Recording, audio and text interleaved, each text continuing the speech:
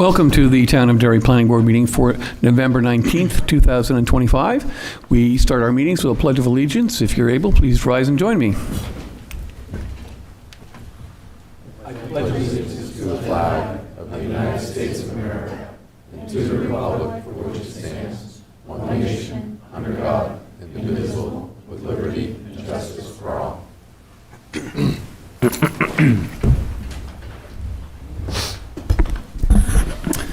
I first have some administrative items. The primary exit is at the rear of the room where you came in. In the event of alarm activation, you may use the exit to my right, to your left at the front of the room. However, the elevators will not be operational, so if you need assistance leaving the building, please wait for first responders. Please silence all of your devices at this time. The Planning Board continues to offer remote participation on a voluntary basis.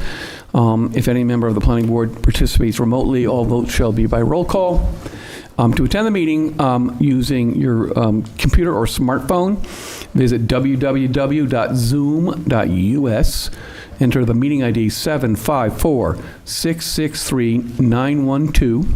You may also call in by phone for audio only, and that phone number is 646-558-8656. Again, the same meeting ID, 754-663-912. If you have troubles getting in either way, please call 603-845-5585.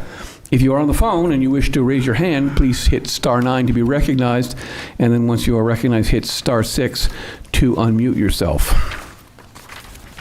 I will introduce the members and staff who are present here this evening. To my far right is Mr. Wood, alternate. Good evening. Mr. Appleton, alternate. Evening. Mr. Mousy, Appleton. Mr. Mousy, alternate. Good evening. Ms. Robidoux, our planning director. Good evening. Ms. Wilson, our planning clerk. Mr. Chase, who is our town council liaison. Good evening. Mr. Healy is absent tonight, so I would like to sit Mr. Mousy for Mr. Healy. Mr. Minervini. Good evening. Vice Chair Mr. O'Connor. Good evening. To my far left is Mr. Provencher, who does all the magical video stuff. Good evening. Our Deputy Director of Public Works, Mr. LaRue. Good evening. Member Mr. Fishman. Good evening. Town Administrator's Representative Mr. Churchello. Good evening. Member Mr. Pelletier. Good evening. Secretary Mr. Malaby, and I'm Dave Nelson. I'm the chair. We'll begin the agenda with matters of escrow. We have item number 25-21 for 71 Birch Street. Okay, this is for Derry Plumbing and Heating, their new building. This is for their site plan. The request is to renew a letter of credit number 824-61840, drawn on Haverhill Bank in the amount of $96,634.50. The expiration will be October 28th of 2026. Mr. Chairman, I so move. Second. Moved by Mr. O'Connor, seconded by Mr. Malaby to accept the letter of credit as presented. I'll pull the board. Mr. Chase? Yes. Mr. Mousy? Yes. Mr. Minervini? Yes. Mr. O'Connor? Yes. Mr. Fishman? Yes. Mr. Churchello? Yes. Mr. Pelletier? Yes. Mr. Malaby? Yes. And the chair votes yes. Next item is 25-22 for 71 Birch Street. Okay, this particular escrow is for the Birch Street subdivision, which created the lot where the plumbing and heating company is going. So the request is to renew letter of credit number 824-84181, which is formerly 824-10756, drawn on Haverhill Bank in the amount of $40,911.25. The expiration date for this escrow will be December 14th, 2026. Again, Mr. Chair, if nobody has a comment, then I so move. Second. It has been moved by Mr. O'Connor, seconded by Mr. Malaby to approve the escrow as presented. Again, I will pull the board. Mr. Chase? Yes. Mr. Mousy? Yes. Mr. Minervini? Yes. Mr. O'Connor? Yes. Mr. Fishman? Yes. Mr. Churchello? Yes.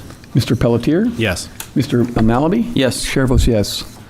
Can everyone in the audience hear us well? I don't hear the normal amount of slapback.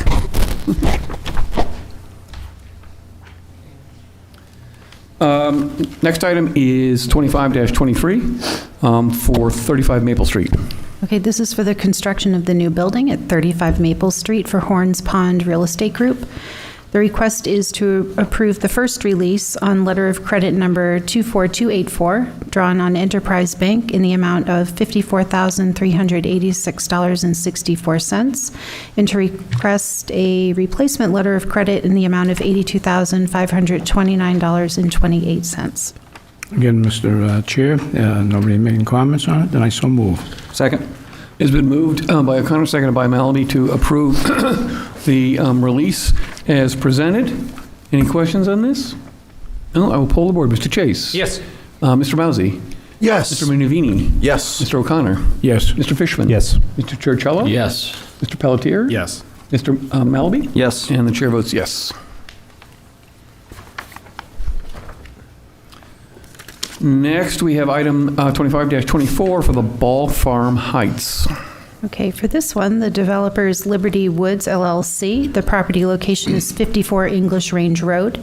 The request is to approve a final release of cash escrow in the amount of $14,777.50. The amount to be retained is zero, and this is a non-interest-bearing account. Mr. Chair, I so move. Second. It's been moved by O'Connor, seconded by Malaby, to approve the release as presented. Any questions? None, I will poll the board. Mr. Chase? Yes. Mr. Mousy? Yes. Mr. Minervini? Yes. Mr. O'Connor? Yes. Mr. Fishman? Yes. Mr. Churchill? Yes. Mr. Pelletier? Yes. Mr. Malaby? Yes. And the chair votes yes. We will now move on to the minutes of October 15th. Has everyone had a chance to read them? Are there any errors or omissions? Mr. Chair, seeing nothing coming forward, then I move to accept the minutes of October 15th, 2025, as is. Second. It has been moved by O'Connor, seconded by Malaby, to accept the minutes as written. I'll poll the board. Mr. Chase? Yes. Mr. Mousy? Yes. Mr. Minervini? Yes. Mr. O'Connor? Yes. Mr. Fishman? Yes. Mr. Churchill? Yes. Mr. Pelletier? Yes. Mr. Malaby? I will abstain as I was not here. Okay, and the chair votes yes.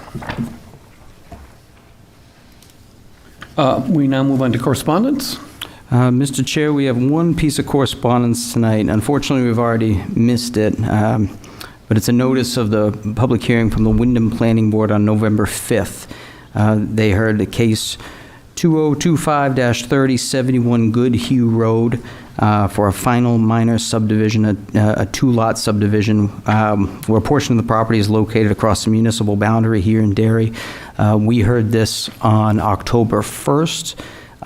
We approved the plan, and we determined that there was no regional impact because even though it took place across town lines, Derry and Wyndham, we knew that it had already been passed. It had been seen by the Derry and Wyndham zoning boards. Okay, thank you. Now we have an item of old business. We need to vote on the amendments to the LDCRs that were subject to public hearing previously. So would someone like to make that motion?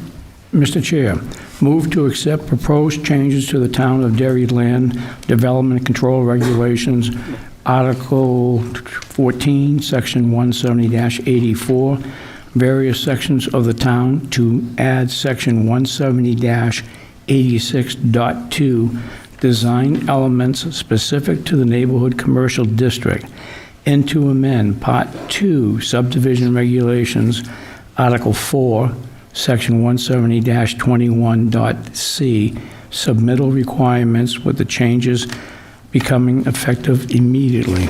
Second. Been moved by O'Connor, seconded by Malaby. If there's no comments, I'll poll the board. Mr. Chase? Yes. Mr. Mousy? Yes. Mr. Minervini? Yes. Mr. O'Connor? Yes. Mr. Fishman?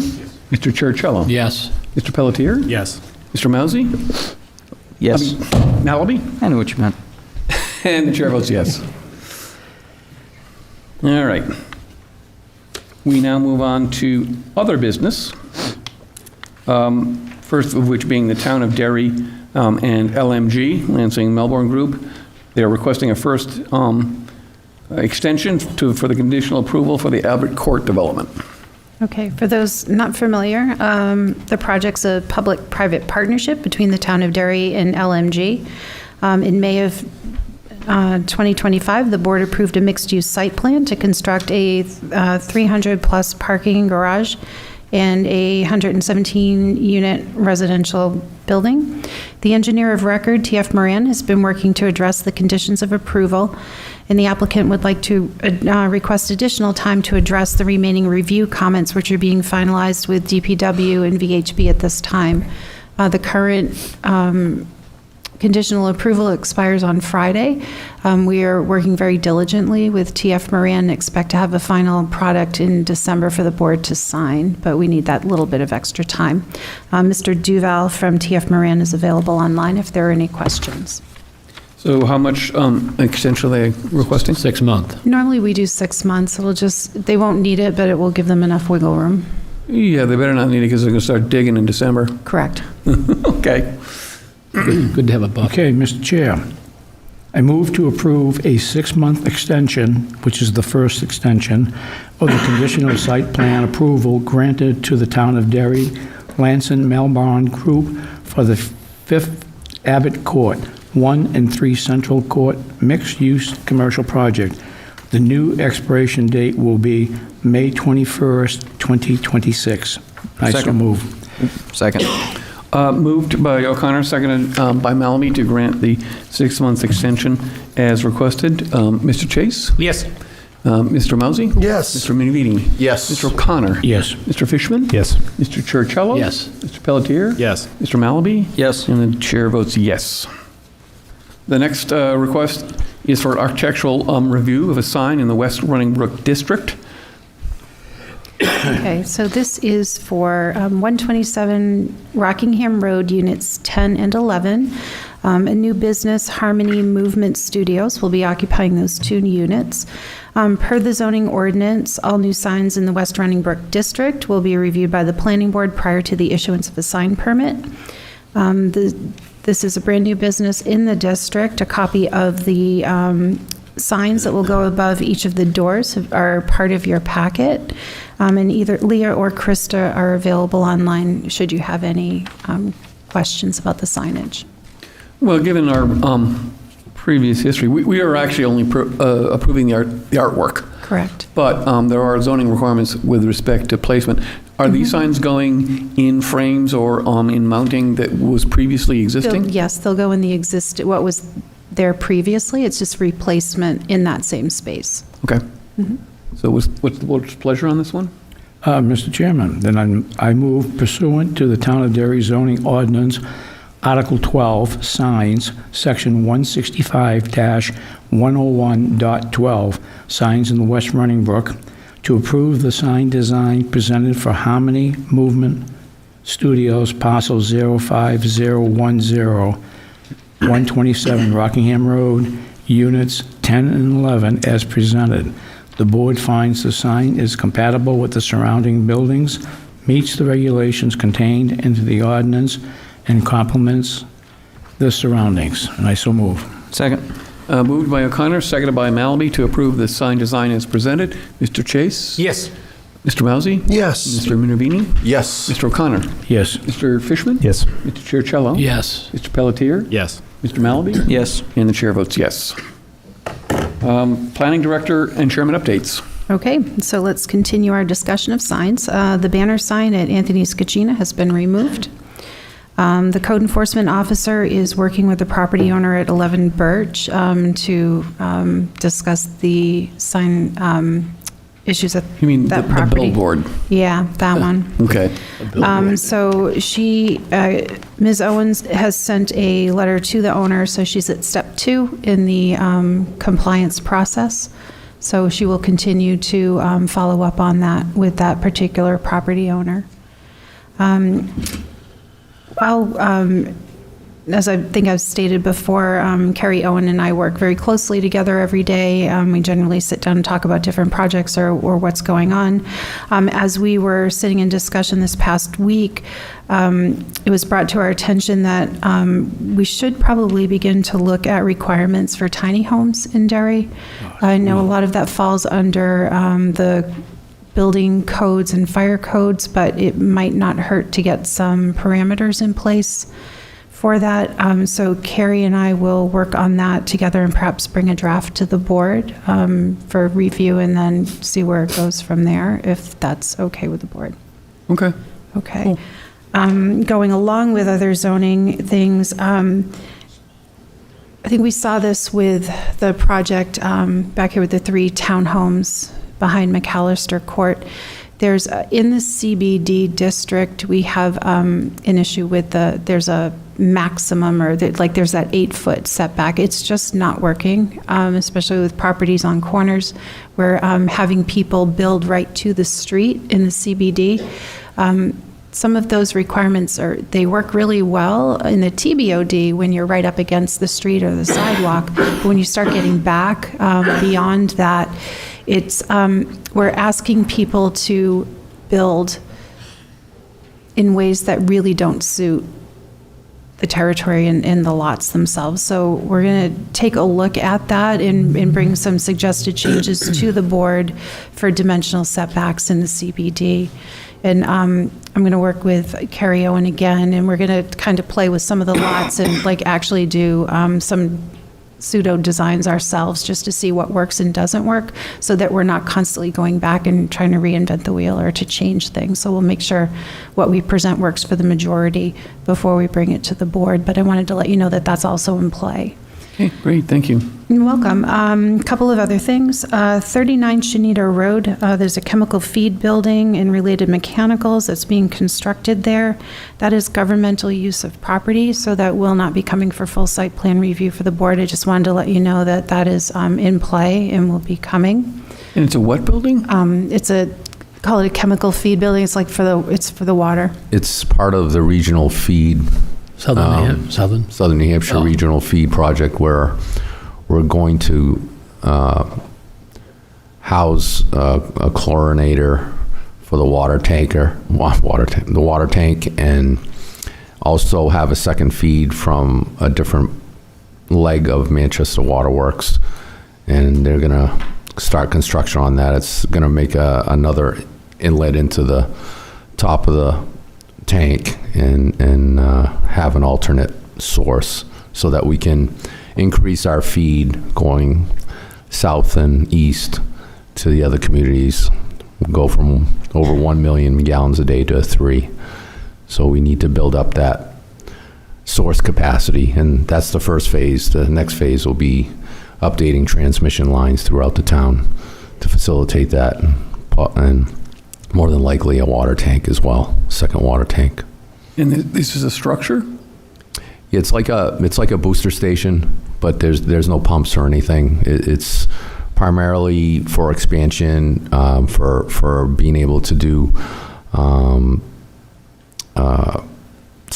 chlorination of the tank in times and when the temperatures rise and we need a little bit extra, and also to better operate everything. Right now we have a pit. We're basically taking everything out of the pit and putting it into a concrete structure. And where's Above this ground. located again? 39 Shanito. It's right off of Ryder Hill, where the 4 million So gallon water I tank. guess my question is, if this were a private development, would we be reviewing it? So sometimes we do get government, projects that are municipal projects. Sometimes the board does see those, like when we did at the police station, when they had the extra storage building out back, the board did see that.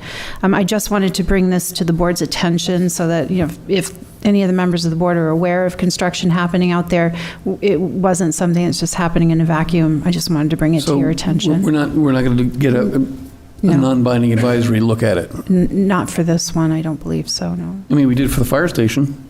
This We isn't. did for this building. Yeah, this isn't that large a project. This is just it's the booster station. Okay. Yeah. You can always take a drive out You there. can always request Yeah. it, too. Yeah, if Okay, we yeah. get calls, we'll know. Yeah, so yeah, it was Who really sent it just to, exactly. You can have them call me, it's okay. Okay. Okay, and then 36 Shanito Road, the upper room, just to let you know on that one, when you see construction there, that's, they're going to be enclosing their entryway, and that's more of a building and renovation project for the structure. It's not changing parking, they're not changing entrances, they're not increasing capacity or any of that, but also wanted to bring it to your attention that that is something that's happening, as it's in a very, as people drive by and they see that. Two other items. Last night, the town council approved all of the zoning changes that we have been working on. So once again, thank you to the board members for all of your hard work on all of that. It didn't go unnoticed. So that will, those zoning changes will take effect on December 19th.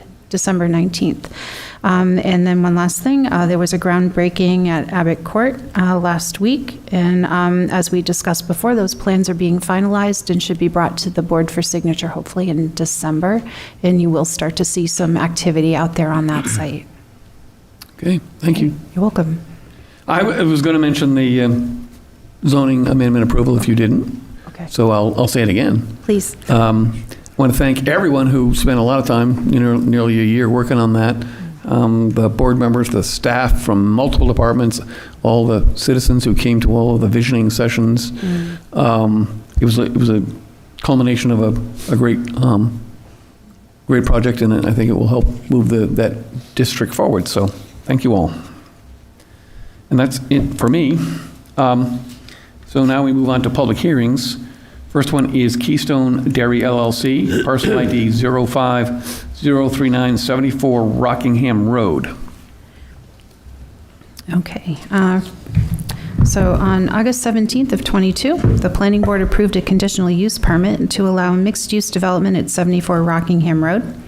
The project consists of 104 residential units to include townhomes and apartments, a community center, and a commercial building. The site is currently under construction. The applicant returned to the board last November and requested permission to relocate the commercial building, and then again in August of this year to request the addition of dumpsters to the site. Both requests were approved by the board. The applicant is before the board this evening to discuss the following changes. In Building 1, which is the commercial building located to the right of Scottish Way, there's changes to grading and drainage behind Building 1. Jordan will explain them. The water line relocations are not connected to this building, and he'll explain that afterwards. There's some sidewalk changes, revision to the retaining wall adjacent to Building 1, a reduction of the green strip, in addition of guardrail and Cape Cod berm along Rockingham Road. For Building 2, which is the commercial building to the left of Scottish Way, they're revising the upper parking lot, adding a retaining wall between the upper and lower parking lot, adding catch basins, lowering the grades on the east side, and adding guardrail. The total number of parking spaces will remain at 35 spaces. For Building 3, which is the apartment building to the right, changes include the addition of grates, lowering of grades on the east side, and the addition of guardrails. For Building 4, which is the apartment building to the left, the changes include movement of grates, addition of manholes, additional guardrail, green space is being increased to 5 feet on the sides of the building, and there are some grade changes to accommodate walkout patios.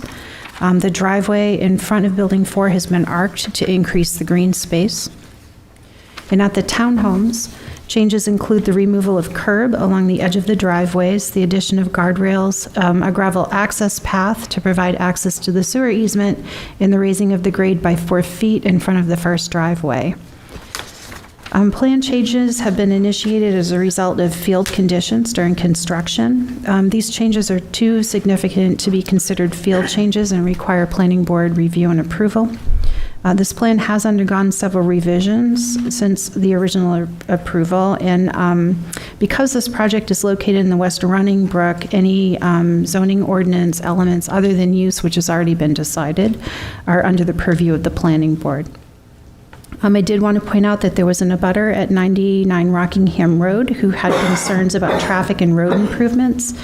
Following discussion with DPW, the resident was informed that the road widening will occur on the north side of Rockingham, opposite her home, and widening in this area will accommodate a turn lane into and out of the development, which will assist in traffic flow.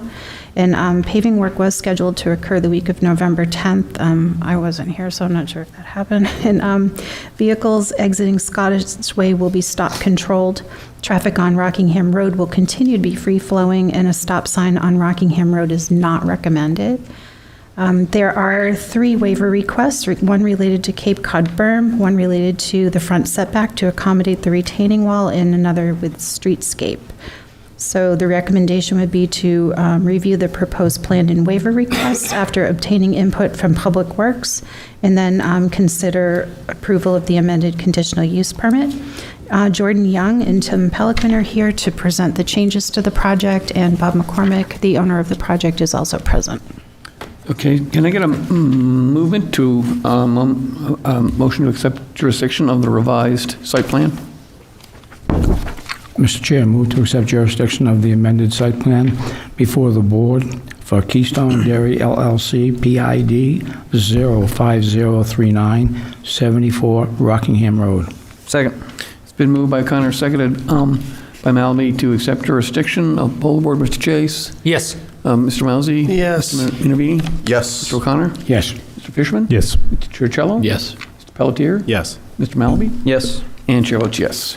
Can I have a motion to open the public hearing? So moved. Second. Moved by Churchill, seconded by Malaby. All those in favor say yes. Yes. Okay, public hearing is open. Gentlemen, you may give us your executive summary, please. Thank you so much. Good evening. My name is Tim Pelican. I'm a licensed land surveyor. My company is Promised Land Survey. With me is Jordan Young. He's the professional engineer on the project from Atlantic Engineering. So I'm just pretty much introducing, because these are mostly small, very small, with the way we see it, engineering changes. Your town engineer and town planner, who did an excellent job summarizing why we're here, asked us to put all these together as one change and come to you with one plan with some grading changes, with various things. We know that there's a couple maybe small edits to what your town planner said, which Jordan will pick on, or not pick on, but I didn't mean that in an interrogatory way. Edit, just so for the record. But with that, I'll pause and let Jordan take over. We have a whole thing to read through and kind of go through, but honestly, we might not need to unless the board has questions. So, but Jordan, go ahead. Yeah, I mean, thank you, Liz, for reading your staff report. That was the majority of our changes, so I don't know how much I need to go into it, but I'll just reiterate some of it. The majority of changes are just minor grading changes across the site. I won't get into all of them. We'll be here all night if I do that. And then stormwater changes, you know, when you change a grade, you have to revise stormwater as well. And then the guardrails were added as well. So those you'll see across the site, but if we can start on sheet C301, that is building 4. I just want to keep it chronological in your plan set. So we're going to start at building 4.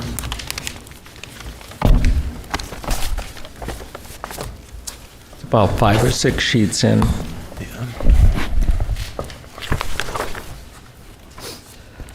So you'll notice on most of these sheets, there's a red box in, you should be able to see it pretty well. It lists every single change, so that way you can just read them and see them all right there. But I'm just going to cover a couple per building. They're the bigger ones. The intersection, like Liz said, has been arched to pull it away from the building. It's the intersection of Scottish Way and the drive aisle. You can see there's a semicircle there. That's just to pull it away from the building, to reduce high grades near the building. This same thing, this driveway shift, we needed to relocate the water line to keep it underneath the pavement. And then we have an open box culvert that was originally open bottom box culvert was originally approved in August of 2022. We're revising that to a standard culvert, and we're moving the sidewalk to a wooden footbridge. This is pending DES approval. Those are the major ones on Building 4. I don't even think we need to cover Building 3. Liz and I both said it. It's the grading, stormwater changes, stuff like that. So I think we're going to skip 302 and move on to C-303. This is the office building right at the front when you drive by on Rockingham Road. You can see it, closest one to Rockingham Road. The retaining wall on the east side of the building, you can see it curves around the front, and it actually touches the property line, the right-of-way line, and then comes back around. We're gonna need a 10-foot maintenance easement for this. Just if the owner does need to repair or maintain this wall, they need to have access to it, because it's the owner's responsibility. This wall is just to reduce any steep slopes along the road. We're trying to keep it safe. We don't want a steep slope coming off into the parking lot, just to keep it safe. And then with a retaining wall there, we're going to add a guardrail in front. The guardrail's right in front of it along Rockingham Road. That's another one for safety. Along with that, we're adding a Cape Cod berm along Rockingham Road. This eliminates the need for a roadside swale, just to allow more space. If we had a roadside swale, it'd be sharp down, sharp up. It's just not good for everyone. I believe this is a better design. It allows the stormwater to just run along that berm, and you can see at the end, it looks like rocks. That's a riprap spillway. So all the water will run down Rockingham Road, down to that spillway, which eventually leaves through the culvert as it was originally designed. So that is Building 1. Those are the three major things on Building 1. I'm going to move on to the next sheet, 304. This is Building 2, the community center.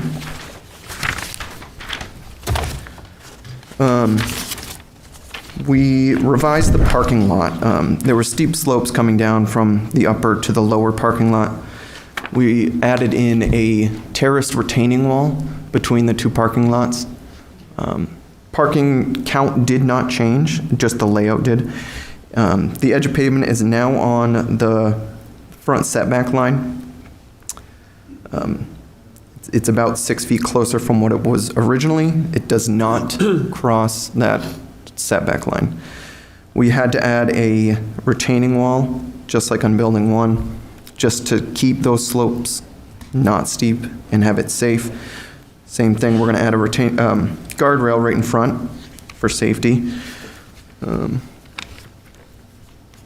I'm going to just jump in to say some of these changes were precipitated through the architectural renderings of the building, and the owner developer request to just make this as nice a building as possible with walkouts and various things, and how he likes it constructed. So once architectural got in, that's why some of these changes happened. So I just want to say we had to work with the architect as we once these went to construction, just for clarity. I will also just quickly say the developer owner is here in the audience as questions may come. He's willing to answer. He's here with his wife celebrating their 48th wedding anniversary. Anyway, keep going, Jordan. I'm sorry. Thank you, Tim. Then the next sheet, the last building, the townhomes. Sheet C305. We remove the curb along the driveways. It's a plowing hazard. Those will get destroyed. It's better overall. We added a gravel access, and it looks like, cross hatch, just to the right of the last parking spot, that handicap parking space. Yes, right there. That's for access for the town to get to the sewer easement. It's a flat gravel path. You can see it if you drive by. And then the last thing is the existing sewer manhole is in the back, right near that hammerhead turnaround. We just raised the rim of that a little higher up. Yeah, right there. That's, we raised that up 4 feet just to get to the proposed grade. And that, I think there was some confusion too in the staff, in the planning report that suggested the driveway was raised by 4 feet, but in fact, I think this was referring to this manhole. correct. Which is in the grass down the hill towards the wetland. And hopefully that was clear enough for everybody. If you have any questions about any of these changes. So most of us who were here remember taking the sidewalk on that parcel, and it was definitely up and down hilly. Yeah. So I can understand why you might have some grade issues during construction. Just a couple of minor clarification points. My former planning board colleague, Mr. Grenice, is always in favor of granite, but I was informed by Public Works they prefer, in this case, the Cape Cod bituminous concrete berms.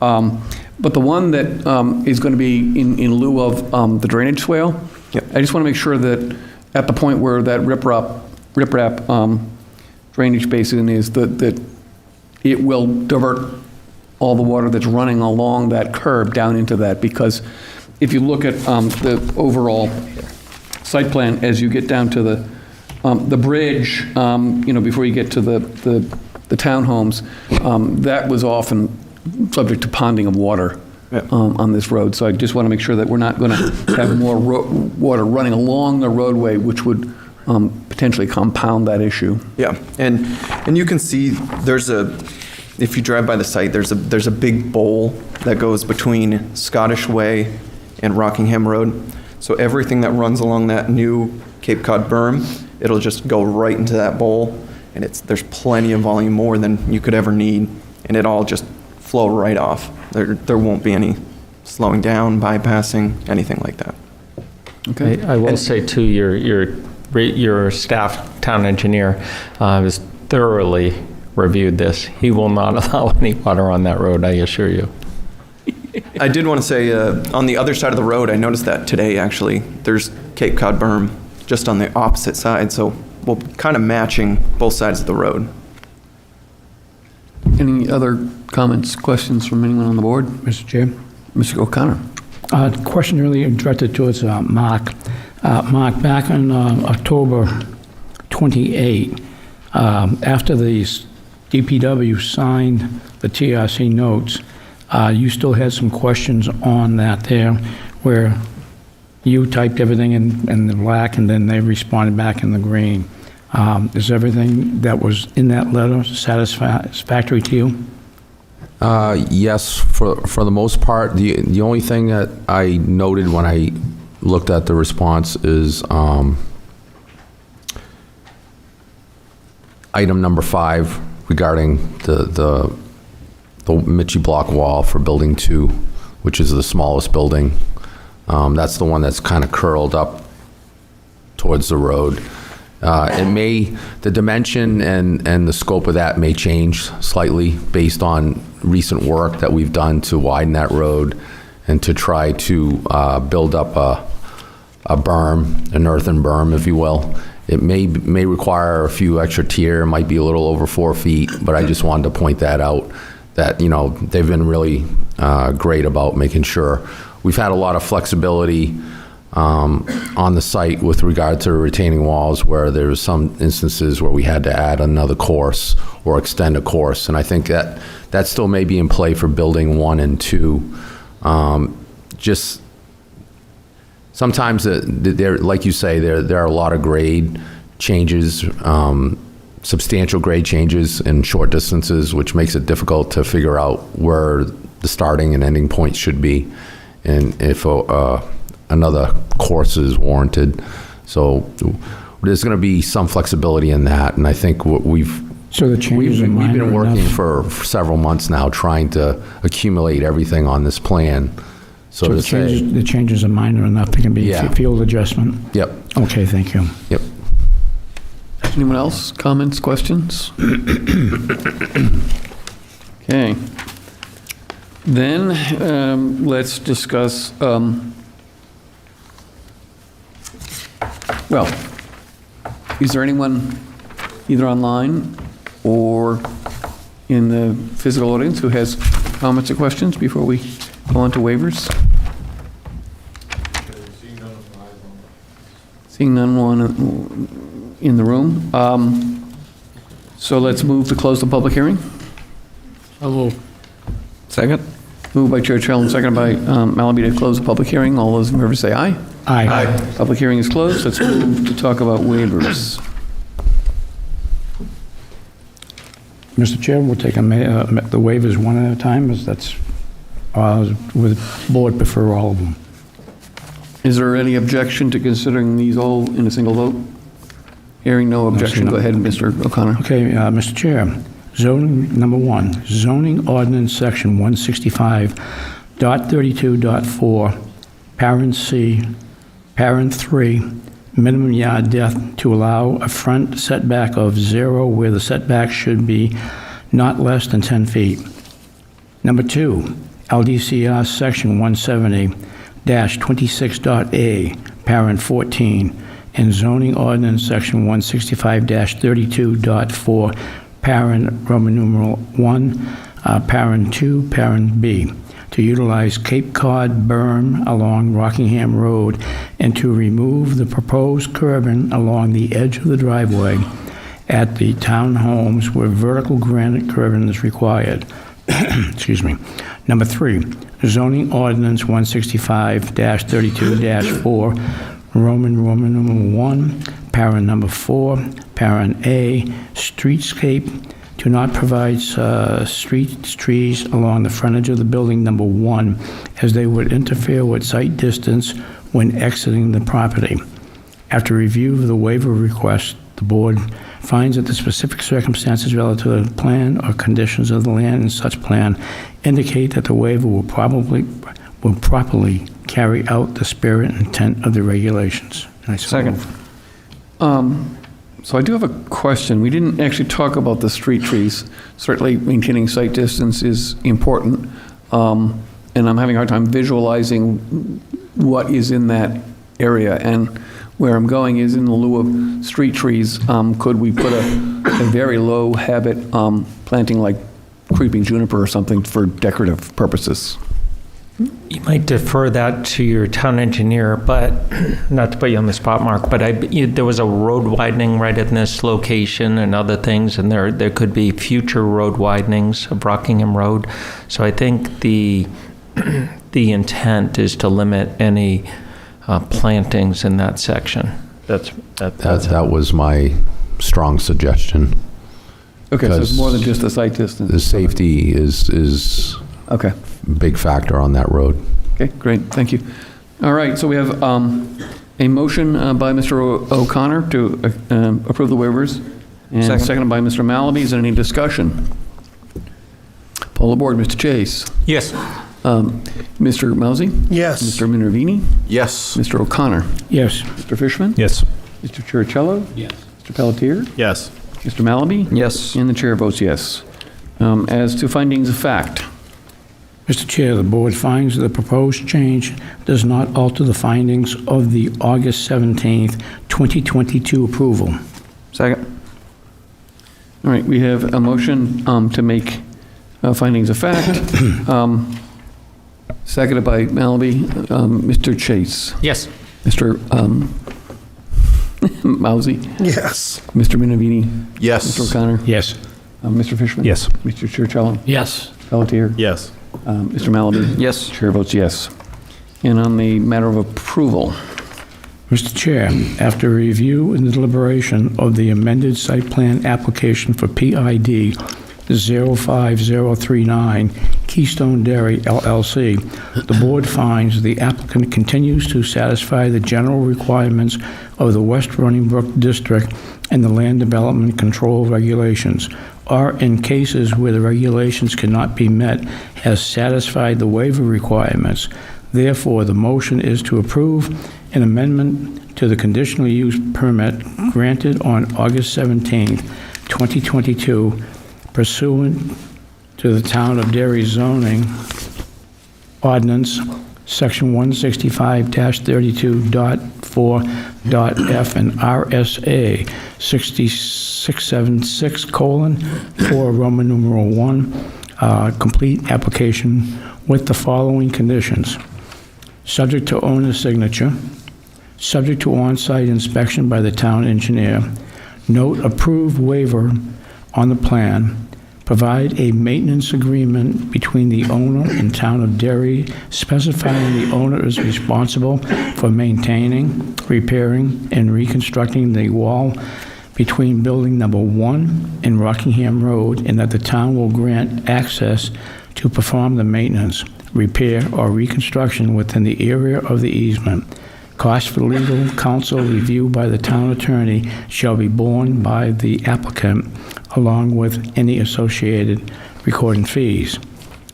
Next one, comply with any outstanding comments and concerns from the Derry Engineering Department pursuant to the October 29th, 2205, or subsequent email, including the utilization of Mitchie block for the retaining walls. Excuse me, this isn't Star Trek, it's not 2205, it's 2025. Oh, Scrivener's error. Get the time. so to repeat, October 29th, 2005. 2025. 2025. That's written, really. Just a typo. It's a typo, I thought it was.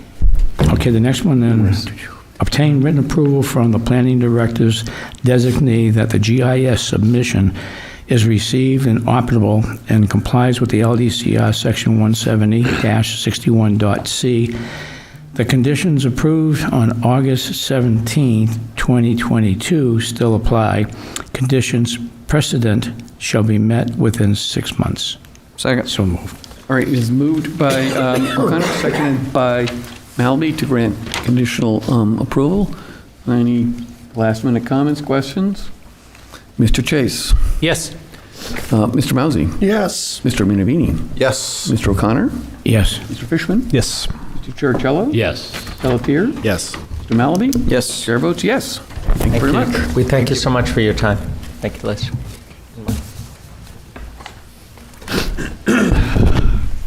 All right, next public hearing is 6 Old Chester Road LLC, parcel ID 39042, Old Chester Road.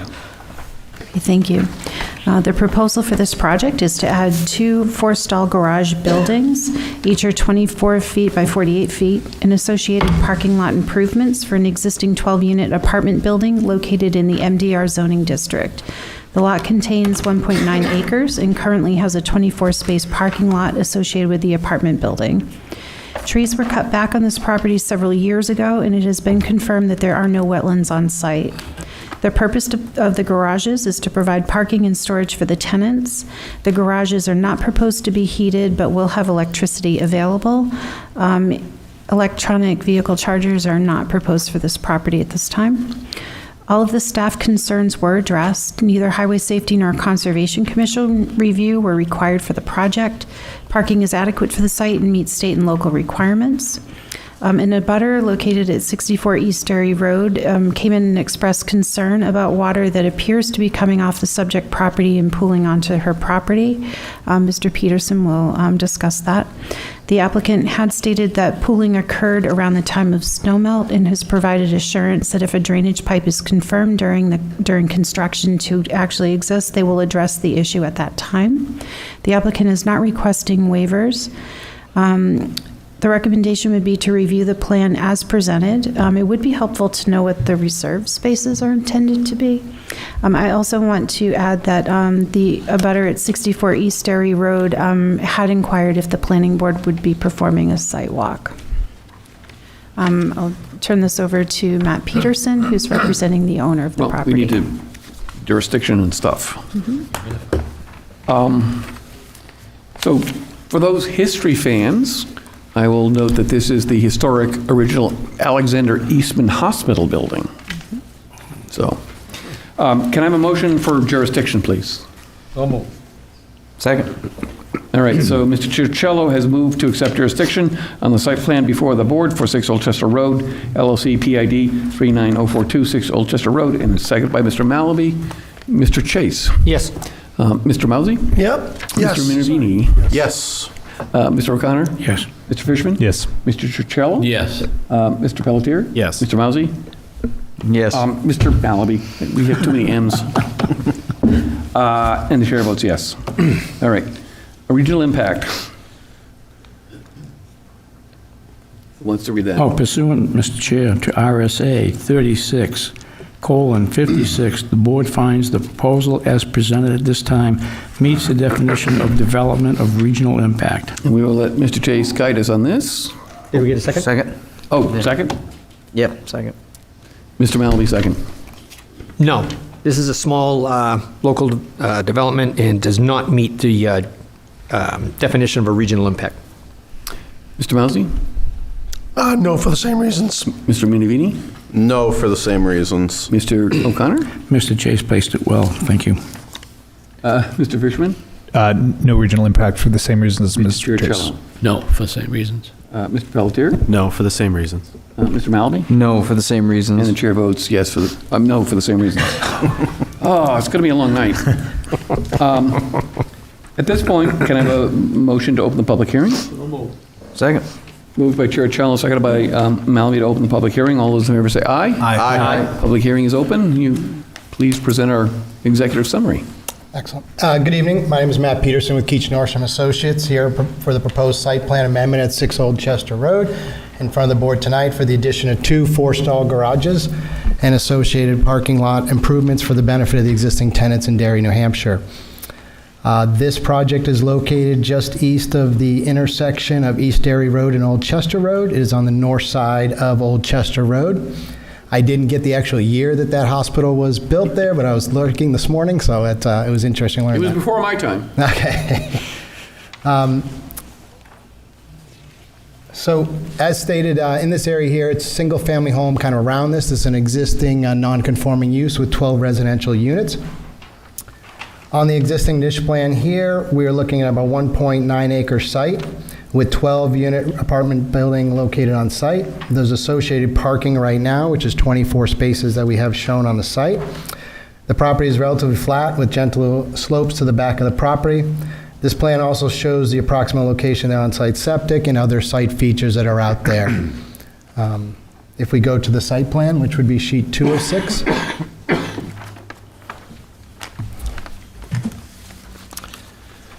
This sheet outlines what our proposed changes are here. Again, this is just to benefit the tenants that are on site here. 8 new garage spaces. We've shown it in 2 buildings that you'll see on the site plan. We also cleaned up the kind of dead-end parking that exists today. We put a nice turnaround at the end. It would obviously allow for emergency vehicles and stuff like that to turn around that you can see on sheet 2 of 6. We still have the same amount of parking spaces proposed with the new layout. But again, we were able to add a few landscape islands in the middle of the parking lot and kind of clean up the circulation that goes around the site. The site plan here also outlines the snow storage areas as well as the bioretention pond that is located behind one of the 4-stall garages. If you take a look at the next sheet, which is sheet 3 of 6, obviously this is kind of the main sheet of most of the plan sets that you guys see here. It's what you just went through on the last application. This is the one that takes us the most amount of time, the grading, erosion control plan that we have here. My senior designer at the office, Keith Corvello, designed this plan for us. What we were able to do, as I've said, I did meet with the abutters earlier and talk to them. I'll give a little overview on that. One of the things I outlined is that when this was originally built, again, a while ago, they probably should have taken in consideration some drainage running off the site with the parking lot and stuff like that, but this was done way before they even had those kind of ideas, so there were no detention ponds. It's basically just sheet flowing off the property to the back of the property. Property drops about 4 feet from the building to the back of the property. What this is going to do is basically clean up some of those issues that are there. Everything on the parking lot that you see in front of you will sheet flow. half of the lot sheet flows to the east to the sediment forebay there. The other half will flow to the west to the sediment forebay there. It'll then be collected in a bioretention system. Again, you'll see, I'll go over on one of the previous next sheets, the landscaping and stuff that's going to go into. There's a lot of vegetation and stuff like that. So again, this is going to collect the stormwater. It's going to treat the stormwater, restrict the flow out to the back. The 10-year storm we reduced about 30%. The 25-year and the 10 and the 25-year we reduced about 15 to 20%. So from there. So again, putting in something that really probably should have been installed at the time that this was originally built. The owner now is responsible for it while he's putting in these 2 garages that we proposed. The next sheet is the lighting and landscaping, which is, for a small site plan here.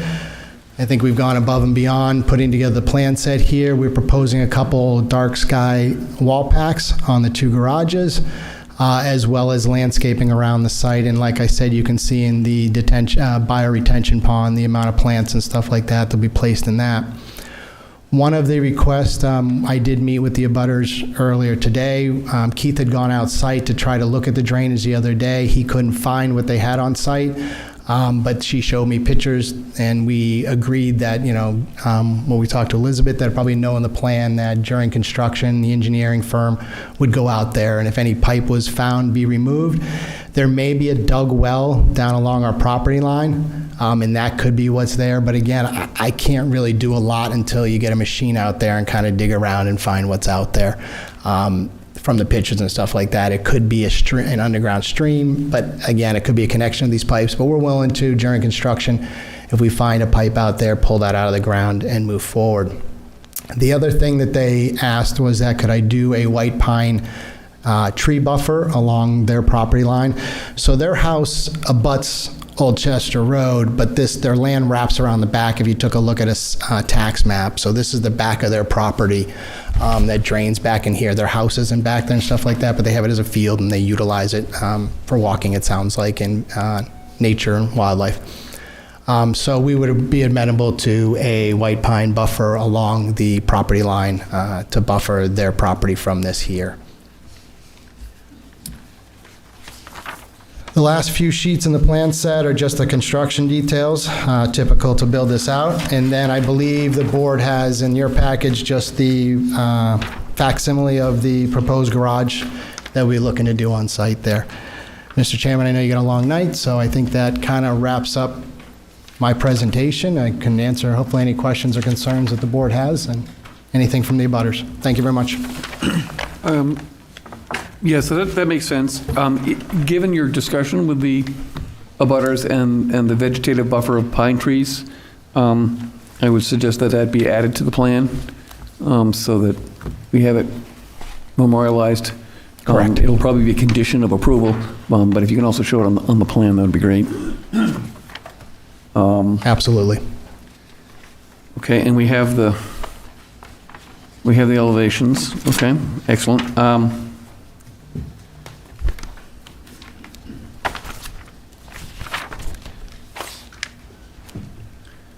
Okay. Is there anyone in the audience or at home who has comments or questions? Please come forward, give your name and a record, address for the record. You can either sit down on one of the seats or you can grab that microphone and stand way over by the wall, whichever pleases you. Yep.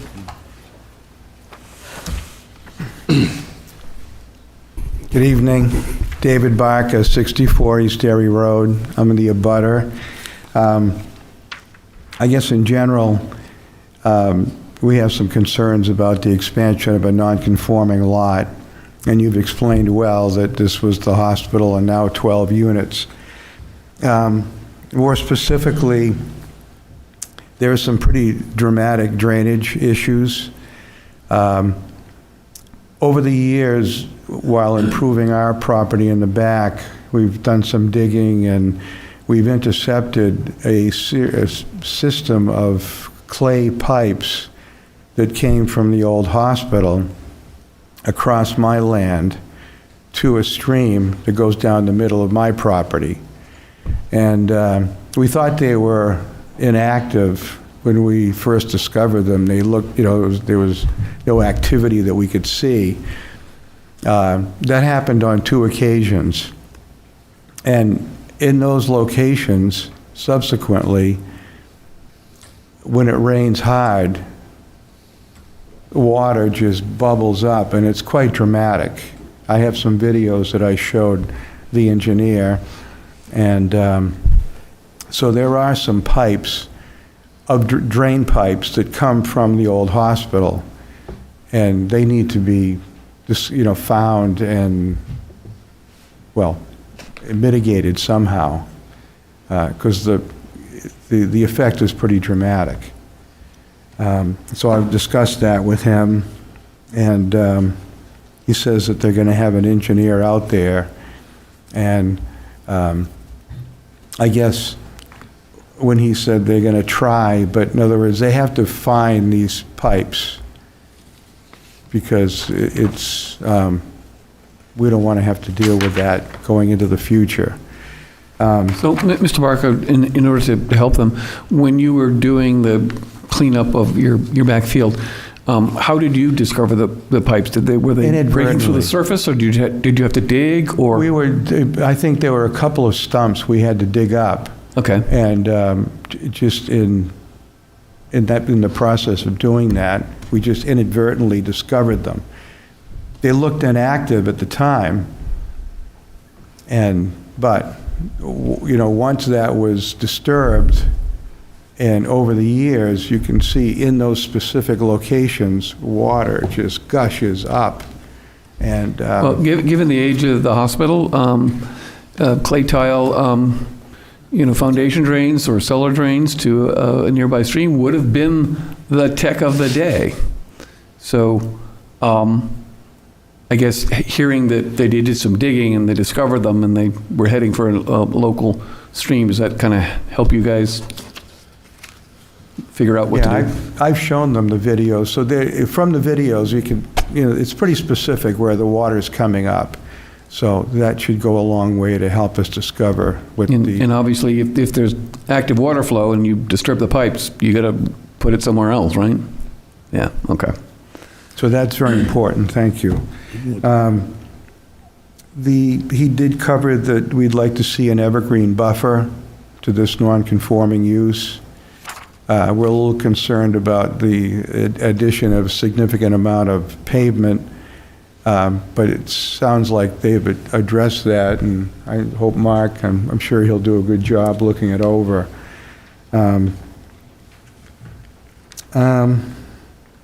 So mainly it's the drainage that we need to get under control. Okay. That seems clear. Yeah. We'll let them. Well, thank you for listening. Let them continue to address that. I hope we can memorialize that in the plan, and however you feel best to do it. He did assure me that it was just for tenants and not for, equipment, of some, heavier equipment that might be somewhat unsightly. He said it's for the tenants and their use for parking and for storage. So he said that was in the plan, and that was reassuring. Okay. Thank you. So, thank you. Anyone else, either physically here or online, have questions or comments? Mr. Chair, seeing none, rise online. Okay, so do you have any further comment on the drainage? Yeah, I just want to give 2 things on that. Note on the site plan says that this is just for the tenants, just to clarify that. That makes a good point. I called today about sump pumps and stuff like that, but foundation drain probably for it back in the day. That's probably what is coming out there. My folks had a 1700s house, and there was a clay tile drain that ran under the road into the neighbor's field across, and they kind of said, well, that's been there long enough, so that's kind of grandfathered. But that was common practice. That's probably what it is, which we have this new pond and stuff like that that's down from grade, so the good thing is it's not going up, so I could daylight. So I now have a lot more information. I appreciate that. And yes, we'll work on it. Okay. Any other comment? We're going to close the public hearing if not. Chairman, just on the buffer, it wasn't specified how many or the length of the buffer. So if you look at the site plan, the site plan that we just had there, let's go back to that. You can see the tree line, that gap where it kind of comes back. I was envisioning right from there, so from kind of where the tree goes across the line and then comes back across, like 8 to 10, something in 8 that to way. 10 trees? That's what I was thinking would fit in there. I hadn't really laid it out yet, but All right, because if we're gonna put that in the plan, we need to know number, right? I think it would make sense to say Yeah. 10 white pines along the back buffer line. Okay. And sir, what did you say about the lighting on the two things? Will the lighting So we have affect two- Mr. Parker at all? Yeah, we have none in the parking lot. I don't like lighting up the world here. Okay. We've done a good job, I think, with the night sky, and if anybody caught the northern lights the other night, it was pretty sweet. Yeah. So we have two downcast wall packs just on the building, just where the doors kind of open and stuff like that to give them. So they'll be basically projecting out towards They'll be projecting the parking down. space? Basically down, yeah, but they'll Down and out cover towards down and out, parking. yes. Okay. Yep. Okay. Absolutely. Okay. Anything else? If not, can I have a motion to close the public hearing? Second. Moved by Chair Cello, seconded by Mallaby to close the public hearing. All those in favor say aye. Aye. Opposed, nay. Public hearing is closed. There are no waiver requests, so let's move on to findings of fact. Mr. Chair, the board finds the proposed plan provides safe and efficient vehicle and pedestrian access, and the design and construction of the site is adequate to accommodate the anticipated volume of traffic proposed by the development. The board finds that the proposed parking plan is adequate for the site and meets the parking density requirement for the use. The board finds the stormwater management as proposed is designed to control the post-development runoff so that it does not exceed pre-development runoff. The board finds the utility construction standards are met. The board finds exterior lighting, snow storage provisions, and erosion and sediment control provisions are adequate. Move to agree with the above findings of fact. Second. Okay, it has been moved by O'Connor, seconded by Mallaby, to make findings of fact. Mr. Chase. Yes. Mr. Mousy. Yes. Mr. Minervini. Yes. Mr. O'Connor. Yes. Mr. Fishman. Yes. Mr. Chiricello. Yeah. Mr. Pelletier. Yes. Mr. Mallaby. Yes. And chair votes yes.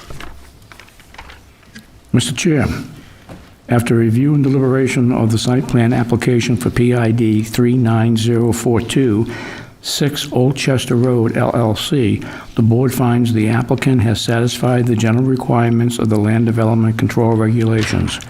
Therefore, the motion is to approve pursuant to the RSA 676:4 Roman numeral 1 completed application with the following conditions: subject to owner's signature, verify location and access to dumpster pad is adequate and is not too narrow, add a note to the plan clarifying the existing paved area noted to be retained, recommend overlaying the existing paved area to tie into 2 landscape islands proposed to overlap into existing pavement, add a note to the plan, update the parking note to indicate total number of parking spaces provided, subject to on-site inspection by the town engineer, establish appropriate escrow as required to complete the project, obtain written approval from the planning director and/or designee that the GIS submission is received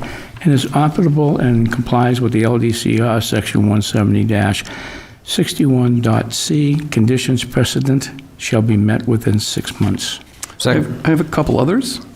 One is to redirect the existing clay tile foundation drains to drain within the property. And number 2 is to add, how many trees do you want? 10. 10 white pines as a vegetative buffer along the northern boundary of the property. I would consider that a friendly amendment. Okay? So it is moved by O'Connor, seconded by Chiricello. Discussion. One, we never did find out what the reserved spaces were for. Yeah, that was picked up by Pelican when he did the survey originally, so I'm assuming that just was painted there. I just left them as that on the plan, so I had that were just probably extra ones that they had and they left them reserved. I don't have an Probably- answer for that. Randy, it was probably the ambulance service for the old hospital. Yeah, I don't think Bert needed to reserve spaces back then. Any other questions, comments? Mr. LaRue, do you have any final thoughts? No more comments. Okay. All right, poll the board. On the approval, Mr. Chase. Yes.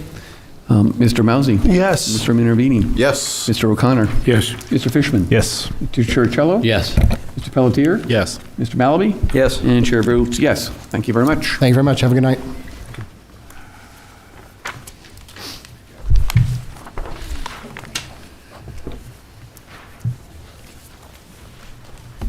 Okay, next item on the agenda is GNP Holdings LLC, parcel ID 35015-003, 4 Tinkham Avenue. Okay. The owners of 4 Tinkham Avenue would like to add a loading dock and new overhead door with covered access to the existing Wrap City chip manufacturing facility to facilitate unloading of unbagged whole potatoes. The intent is to bump out the existing concrete pad, which results in the removal of existing pavement. Tractor trailers delivering the product will be able to back up to the door so that the internal conveyor belt can be utilized. Sufficient parking is being retained to accommodate employees of the manufacturing facility, as well as the Salvation Army and Pinnacle Revenue Management, who are tenants in the building.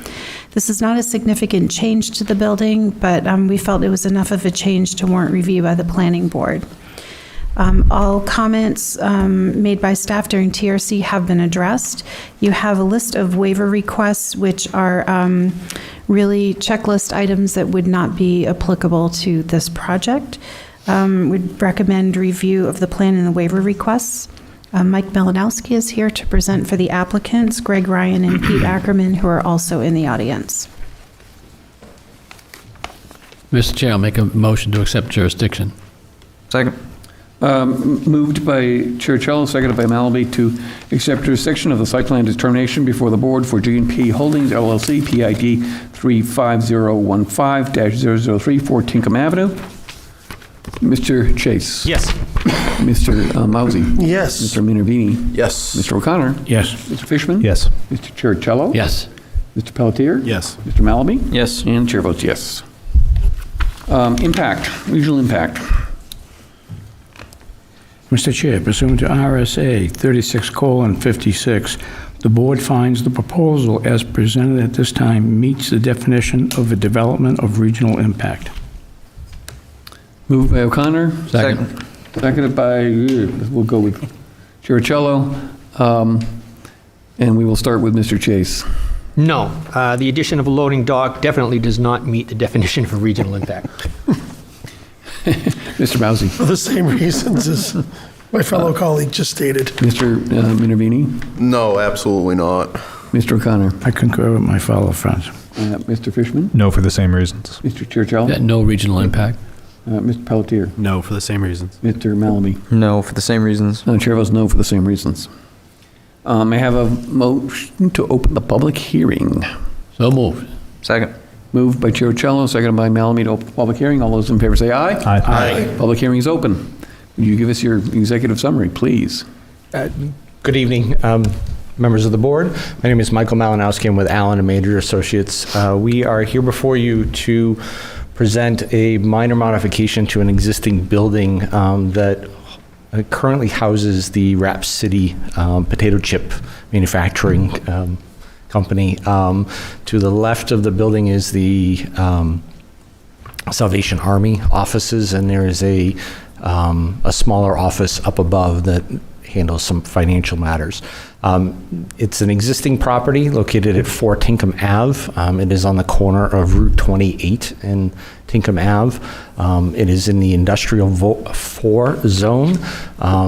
All the properties around are industrial uses. The abutter to the rear is the municipal building. It's the police station property in the back. The proposal is to add an additional overhead door to the left of the existing loading dock. And that is Ms.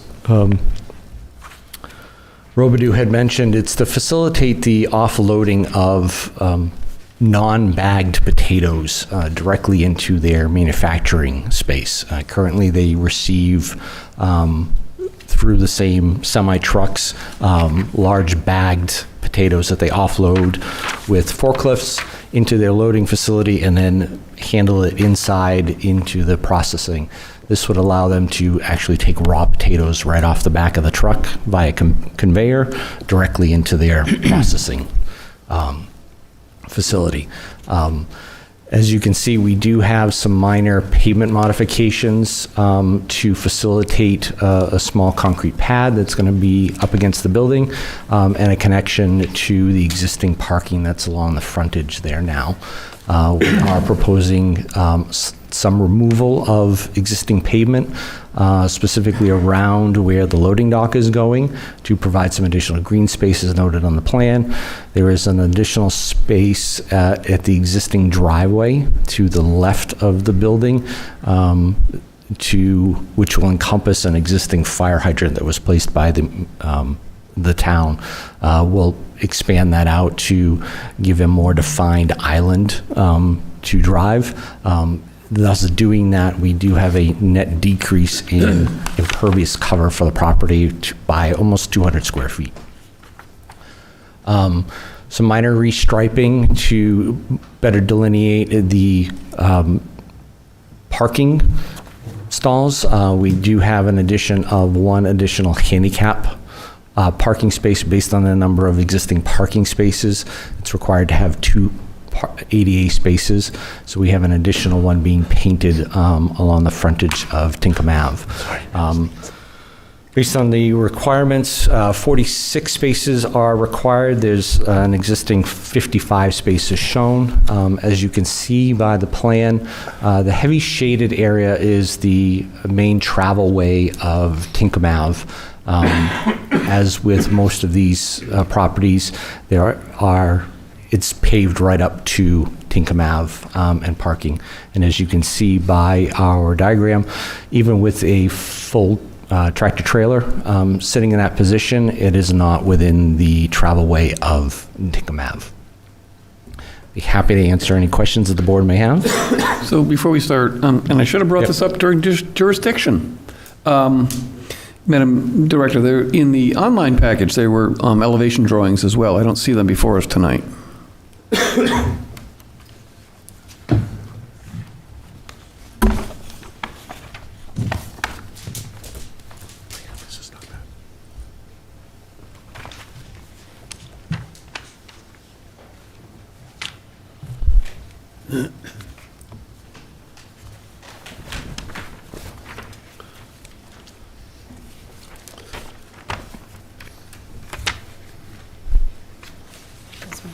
Oh. There's just one.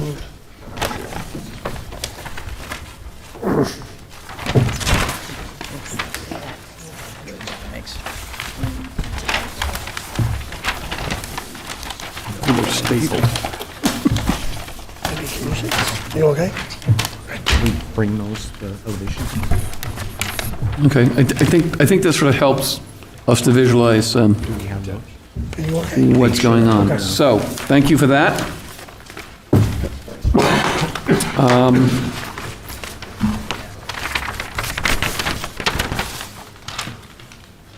There are a significant number of waivers. Some of them may be actually trivial, but would you review for the board why you are asking for each of them, please? Yes. We can definitely go over that. The first one is request a waiver to not show meets and bounds of the existing parcel. Since it's an existing building, we don't have a change in pavement. We did not do a full and complete survey, so we don't have a meets and bounds description. It's a checklist item. Waiver number 2 is relative to not providing a high-intensity soil survey for the property. The existing property is serviced by municipal sewer. We do not have any earth-moving activities other than some minor pavement modifications. That's why we're requesting to not provide that. Number 3 is a waiver to not show wetlands mapping by a certified wetland scientist. There is an existing swale area that flanks the back portion of the property up against the police station. We have no improvements that are going back there. So there's all of our work is directly in front of the building, and that buffer area is buffered by the existing building. Number 4 would be relative to exterior lighting. There's no exterior lighting on the property now. There's a couple of wall-mounted fixtures over the doors, and that provides adequate light. So we had requested to not do a full lighting design with photometrics, since we were not adding any additional lighting. Number 5 is relative to landscape design. We don't have any proposed landscaping going in other than some additional grass, which has been noted on the plans. Number 6 is a waiver to not provide a street tree strip 15 feet in width, running the full length of the frontage of the property. As you can see, there's a good portion of the site is paved from the building right up to Tinkham Ave, and that would basically cut off the entire frontage of the existing building if we were to put a full 15-foot strip in through there. And the last waiver, number 7, is to not provide a comprehensive stormwater management system design for the project. We have a net decrease of 200 square feet of pavement on the property, thus no internal drainage for the project. Okay, thank you. Any members of the planning board have concerns about any of these waivers? Does Public Works have any concerns about them, Mr. LaRue? No concerns. Is there any objection to moving to grant them all at once? Hearing no objection, then... Okay, Mr. Chair, I move to grant a waiver from LDCR Section 170-61.A, Parent 4, to not provide METs and bounds.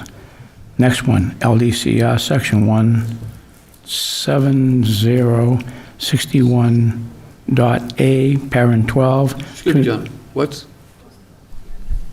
Oh. Yeah, we should do that before we actually talk about waivers. Mr. Chair, you move to close the public hearing? Second. Moved by O'Connor, seconded by Malamby to close the public hearing. All those in favor say aye. Aye. Mr. Chairman? Mr. Chairman? Oh, we didn't. From the public. We went right into waivers after that. Okay, I'm sorry. Yeah, we should have. I know it's going to be a long night, but I'm moving too fast. Yes. So, I'll rule that motion to close the public hearing premature, since we haven't asked for the public to speak. Right. Is there anyone in the public who wishes to speak, either in present or online? Seeing none, rise online, Mr. Chair. Really? Anybody? Okay. All right, now move to we can close. remake that motion then. Okay, Mr. Chair, I'll start over. No, close the public hearing. Close the public hearing. I close the public hearing. Second. Okay, moved by O'Connor, seconded by Churchill to close the public hearing. All those in favor say aye. Aye. Okay, public hearing is closed.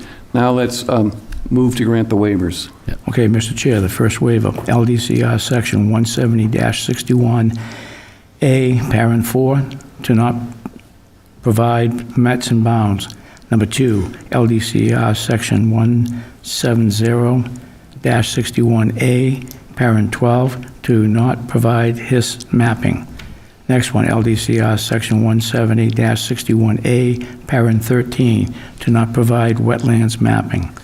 Next one, LDCR Section 170-61A, Parent 20, to not provide a photometric plan. Next one, LDCR Section 170-61-A, Parent 21, to not provide a landscape plan. Next one, LDCR Section 170-64.B1, to not provide a street tree strip. And last one, LDCR Section 170-65 and 170-61A, Parent 11, to not provide a stormwater management plan. After review of the waiver request, the board finds that the strict conformity to the regulations would pose an unnecessary hardship to the applicant, and the waivers would not be contrary to the spirit and intent of the regulations. Second. Okay, moved by Churchill, seconded by Mallaby to grant each of these waivers together. Mr. Chase? Yes. Mr. Mousy? Yes. Mr. Minervini? Yes. Mr. O'Connor? The most I've ever done since I've been here, so yes. Mr. Fishman? Yes. Mr. Churchill? Yes. Mr. Pelletier? Yes. Mr. Mallaby? Yes. And the chair votes yes. You can pass this off and tap someone else to do the reading if you want, John. You don't have to do everyone, but I thank you. I usually go to Mr. Bell. Findings of fact. We have a question on the plans. I do have a question on that. All right, so we'll go back to the board. I usually like to get those in the public hearing so there can be alibis, but go ahead. All right, a question I have for you on the loading dock. Yes, sir. Is it pneumatic or is it stationary? There's no loading dock per se. It's basically just going to be a flat concrete pad. So the vehicle, it's more just it's a housekeeping pad. So there's no raising or closing? There's no raising equipment. The pad will be set at the finished floor elevation, and the trucks will back up to it, and the conveyor will actually be sort of rolled out of a door. And there's no drain underneath there? Nope. Okay. Okay. Any other alibis and questions? No? With the addition of this new loading dock, do you think you have enough existing dumpsters on site? There are two dumpsters on site. As you can see on the plan, we've located those on an existing paved area in front of the building. Okay. Sorry. No more alibis? Okay, so let's move on to findings of fact. Mr. Chair, the board finds the proposed plan provides safe and efficient vehicular and pedestrian access in the design and construction of the accessways and/or the design and construction of the improvement is adequate to accommodate the anticipated volume of traffic proposed by the development. The board finds the proposed parking plan is adequate for the site and meets the parking density requirements for the use. The board finds snow storage provisions and erosion and sediment control provisions are adequate. Move to agree with the above noted findings of fact. Okay, moved by Mallaby, seconded by Pelletier. Mr. Chase? Yes. Mr. Mousy? Yes. Mr. Minervini? Yes. Mr. O'Connor? Yes. Mr. Fishman? Yes. Mr. Churchill? Yes. Mr. Pelletier? Yes. Mr. Mallaby? Yes. And chair votes yes. All right. Mr. Chair, after review and deliberation of the site plan determination application for PID 35015-003 G&P Holdings LLC, the board finds the applicant has satisfied the general requirements of the land development control regulations, or in cases where the regulation cannot be met, has satisfied the waiver requirements. Therefore, the motion is to approve pursuant to RSA 676:4 Roman 3 expedited review with the following conditions.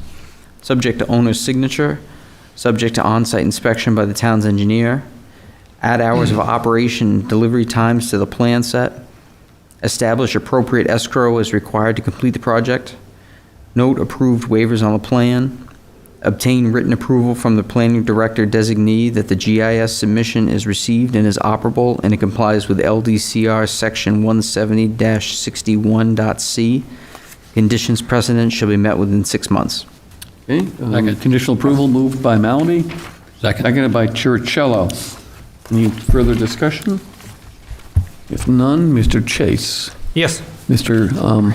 Mousy? Yes. Mr. Minervini? Yes. Mr. O'Connor? Yes. Mr. Fishman? Yes. Mr. Churchill? Yes. Mr. Pelletier? Yes. Mr. Mallaby? Yes. And chair votes yes. Thank you very much. Thank you. Should have some chips. Well, okay. Flipping over. Next, public hearing is for Belize Real Estate Holdings LLC, parcel ID 06017, 84 Island Pond Road. At this time, I'm going to step down. I don't have any financial skin in the game on this particular thing, but the company that I hang my license with does. So I'll be stepping down, not sitting on this plan. Okay, I appreciate that. Mr. Chair Cello will step down, and I will ask Mr. Wood to sit for him on this plan.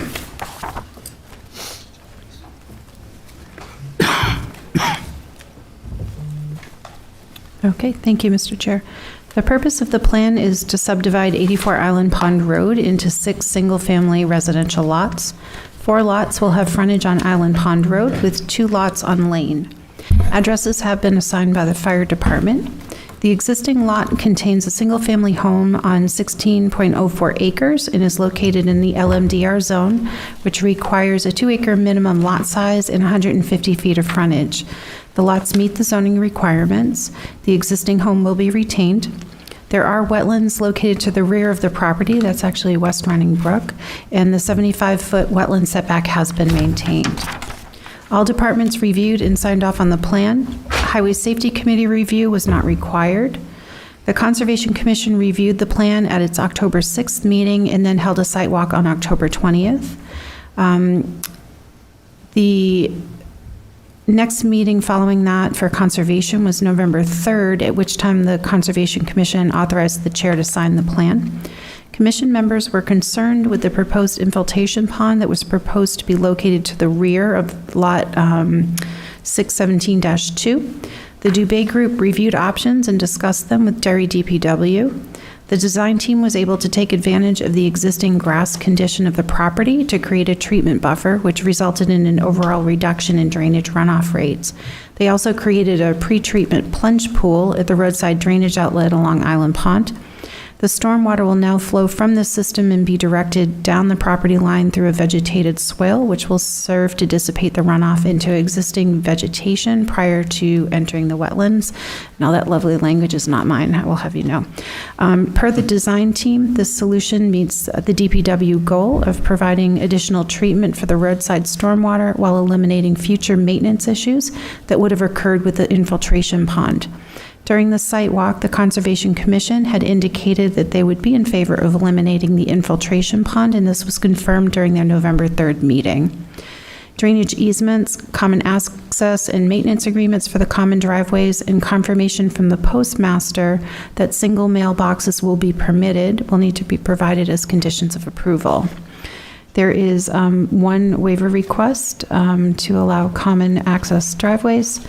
DES subdivision is, I think that's still outstanding, but we did receive the DOT driveway permits this week. The recommendation would be to review the plan, the waiver requests, and to receive public input. And Jake Deffler is here from the Dubé Group. So, something new that I'm going to ask about. I know we carry water for Eversource in terms of their installation requirements. Now we're carrying water for the Postal Service? The federal postal guidelines indicate that any new subdivision, even if it's not on a new road, you need to have clustered mailboxes. And is that something that we control? We don't control, but it needs to be noted on the plans, because if in cases where there are clustered mailboxes, we need to make sure that we account for pull-offs so that those aren't in the right-of-way or interfering with the right-of-way or snow removal. So in cases like Denali Estates, we accounted for that on the subdivision plan. In this case, the postmaster said because it's a state road, like he would allow the individual mailboxes, but I just want that confirmed so that future postmasters can't come back and say we need the cluster. Okay, I just usually averse to the planning board taking jurisdiction of someone else's bailiwick. We just, okay. We just want to make sure it's accounted for. All right, very good. I learned something. Jurisdiction? Mr. Chair, I move to accept jurisdiction of the 6-lot subdivision plan before the board for Belize Real Estate Holdings LLC, PID 06017, 84 Island Pond Road. Okay, moved by Malby, second by Pelletier. Mr. Chase? Yes. Mr. Mousy? Yes. Mr. Minervini? Yes. Mr. O'Connor? Yes. Mr. Fishman? Yes. Mr. Wood? Yes. Mr. Pelletier? Yes. Mr. Malby? Yes. And chair votes yes. Mr. Chair, pursuant to RSA 36:56, The board finds the proposal as presented at this time meets the definition of a development of regional impact. Moved by Malaby, seconded by Pelletier. Mr. Chase? No, even though this is a six-lot subdivision, it does not make use of any public water or wastewater facilities, no other public utilities that would diminish from other communities. So the answer is no. Mr. Mousy? I have nothing to add, no. Mr. Minervini? No, for the same reasons. Mr. O'Connor? I concur with the group.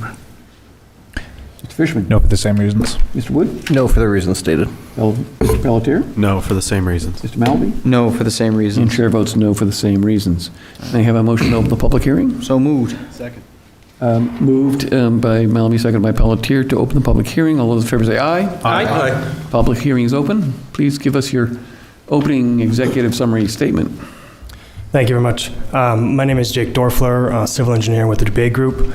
I'm here representing Belize Real Estate Holdings on this six-lot subdivision. Also in the audience with me is Bruce Gilday with Bagland Consultants. He was the environmental scientist on the project. As was stated, we have a six-lot subdivision here at 84 Island Pond Road. 4 lots are located on Island Pond, and 2 have access off of Lane Road. That includes the existing home. We tried to, the pre-standard 4-bedroom residential homes. We set them close, or we set them at a distance that you can have a nice view of the backyard, and we wanted to match the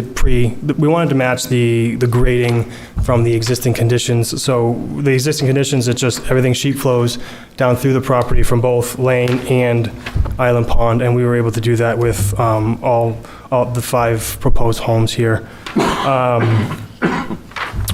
Let's see.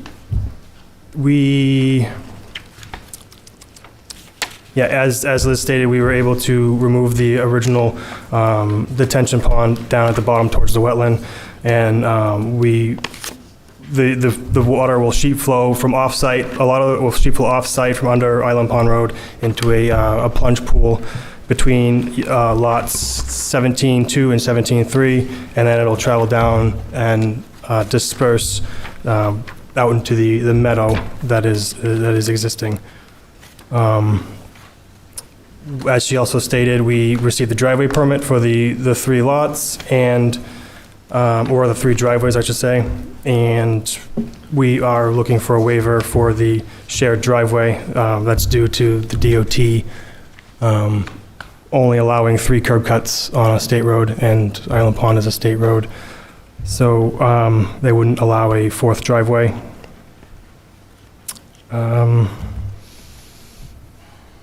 I will pause for any questions that may have. So just to clarify, I've driven by, but I've never actually spent a lot of time looking at the back area of the land. It's obviously demarked as wetland, and you use the word meadow. Do you use the word meadow in the traditional sense, like it is a very seasonally wet, grassy area? No, it's just a long grass, overgrown grass, tall. It's highly vegetated down there. Hydric soils and things like that? Nope. We have, and Bruce could speak a little bit more if need be, but there are no hydric soils on the south side of the wetland.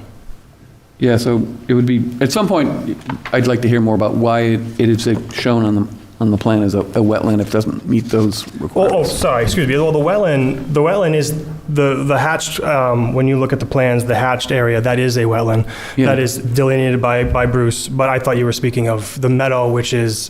Well, I was asking whether that wetland is, so the word meadow doesn't actually mean a high grassy area. It means, in the mountains, a wet area where grass and other plants grow. So I was asking, is it a traditional meadow? No. Like a meadow off a beaver pond, a beaver lake. Right, okay, yeah, no, I guess to answer your question, no, in the traditional sense, no, to your definition. And then I had another question, it'll come back to me eventually. Other members of the board have initial questions? Okay. Does any member of the public, either in the audience or online, have comments or questions? Open the public hearing? Oh, yeah, please open the public hearing. I thought we did that before we gave him. We did? Okay. We did. We opened the public hearing. Okay. Okay. But thank you. Again, anyone who has comments would like to address this plan? Mr. Chair, none rising online. Okay. None, are you coming forward? Yes, okay.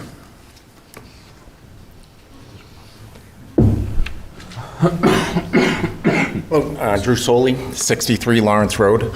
I live kind of at the intersection of Island Pond, yep, right where the cursor is. A few of my main concerns would be that is a heavily traveled and often dangerous road where there's numerous accidents at that intersection throughout the year. So my concern would be what, if anything, would happen with 6 other lots coming in. Another concern would be groundwater with 6 new houses totaling 4 bedrooms. Any well impacts to the area and the surrounding community. And then just of any contaminated soils throughout the year of that being the use of that land as a farm throughout the time and present would be the main concerns that I would have with this addition. And school sizes, because if you're talking 4 bedrooms, you're almost 15 additional students, 15 to 18 students. And schooling in Derry has been kind of a hot topic recently.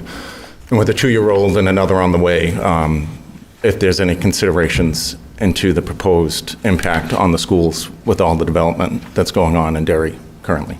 Well, I can talk to that. Birth rates are coming down in Derry and in the state, and in fact, nationally and internationally. The number of school-age children per household used to average, what, 2 or 3? Now it's like 0.7. So I understand it's a 4-bedroom house, but overall demographics indicate that the school system is not under growth pressure at this time. Okay. And then the well concern would be the other thing, groundwater. Yeah, I'll let the engineers talk about that stuff. Okay. All right. Okay. Would the engineers like to, while it's fresh in your mind, answer those questions? I'd like to do the back and forth so that we don't just lose things as everyone gets questions logged up. I guess the only thing about the wells is that, I mean, there's nothing that we've seen on site that would indicate any kind of water issue. But, you know, obviously single-family homes in New Hampshire are entitled to drill their own well. So I don't have a whole lot to add to that. And you kind of checked on the number of bedrooms and the people per household.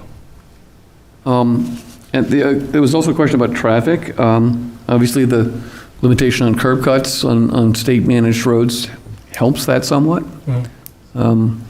Do we think that this introduces enough traffic to be of concern? Does the Public Works Department have any concern about that? We have no concerns about it. Okay. They meet our requirements, as long as they meet our requirements. And the other one was farming byproducts that might be still around? I can let Bruce talk about what he's seen as far as the soils on site. Good evening, Planning Board. My name is Bruce Gilday. I'm with BAG Land Consultants, Concord, New Hampshire. I'm the certified wetland scientist that performed the delineation, identifying the wetlands and flagging it. I am also the certified soil scientist, so I've been on this project for over a year, studying the site and the soils and everything. I also logged all the test pits for each individual on-site leach field area. The site is pretty much contained as far as the wetlands. They're all contiguous. They go into the West Running Brook area, and it slopes away from the road. There's not going to be any additional flooding to any abutters. with this proposed project. Each house will have its own driveway, lawn, leach field, community, or well, probably. Well, yep. Yep, they all have their own well, and it's not much of an impervious surface that's being created for these little residentials. It's high and dry. It's, the word meadow wouldn't be one that I would use. I saw it as being used as an agricultural pasture. It was mowed on several occasions, and I don't know whether it had corn, hay, or straw, or whatever it was doing, but it was previously mowed in an agricultural sense right there. I am almost positive there'll be no contamination from what the proposed development offers to the land as far as contaminating any groundwater or anything of that nature. It's a beautiful thing.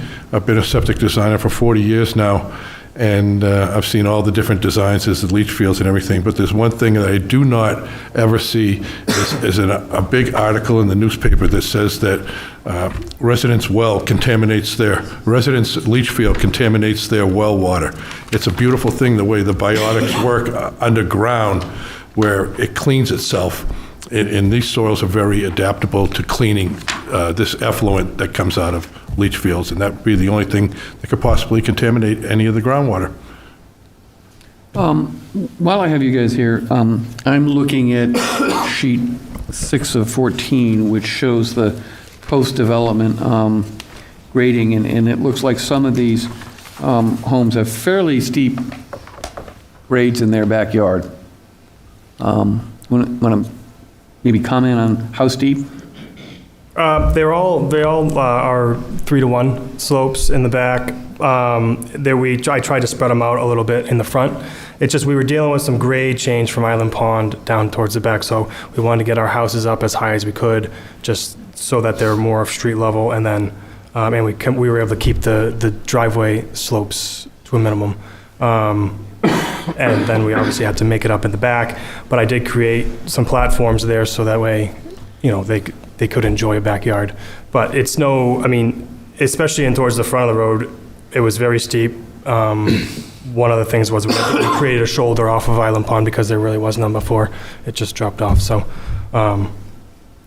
in order to make up that grade that was at Island on the road, we had to make it up in the back of the house. Okay, thank you. I think you've answered the first gentleman's questions. Anyone else in the audience or online, come forward and ask your questions, and we'll get them answered for you. We'll get to you second, Chris, the gentleman in the back who raised his hand first.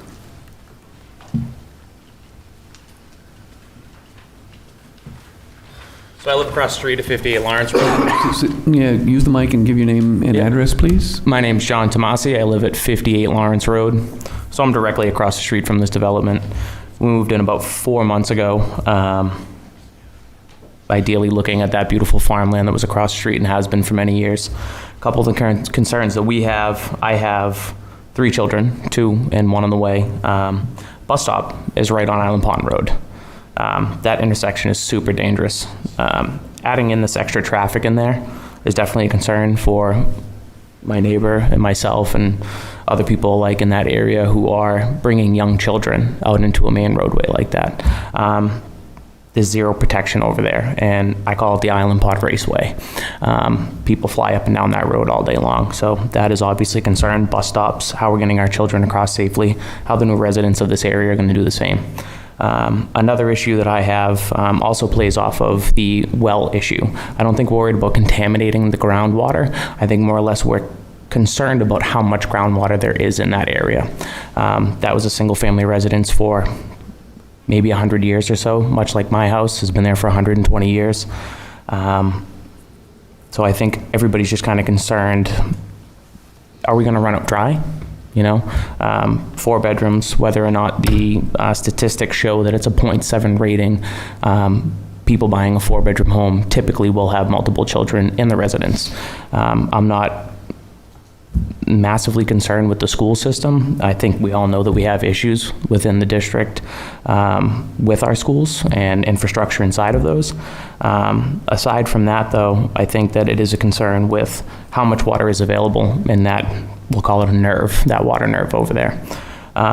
Another issue that I have is I have a culvert that runs through my backyard on 58 Lawrence Road. It is a stone culvert that runs underneath Island Pond Road, and I believe it feeds into the retention pond on that corner lot, which is designated on the drawing. That is blocked currently, so I don't know if they have any type of solution to remedy that issue that is feeding that pond, and or if there is any type of stone pipeway that is running underground to feed that. So more or less, it's just, you know, this roadway is very dangerous. The bus stop has become an issue. Do we have enough water in the ground over there? Is that culvert going to be cleaned out to feed that retention pond? Is that retention pond moving? What are they doing to deal with that? And if so, is there going to be anything from the DOT or whoever it is that's handling this roadway that is going to more or less make it undesirable for myself and my family to be living in this property? So I don't want to see blinking yellow lights. I didn't buy a 120-year-old farmhouse to wake up to a blinking yellow light in my front yard every day, and or to look across the street at, you know, assuming that they're all going to be single-family residences as it shows here. But again, these are some concerns that I definitely have with this proposed building. So well, I'm going to ask the engineers to talk about the technical things. With respect to the viewscape, a lot of people are living across from empty, undeveloped land in New Hampshire. There's an awful lot of it. A lot of it's forested. Mm-hmm. But the fact that you bought a house looking over someone's undeveloped property doesn't mean you have an ongoing right to keep it in an undeveloped state. As I tell folks, if you really want to preserve your viewscape, your opportunity is to buy the land. No, understood.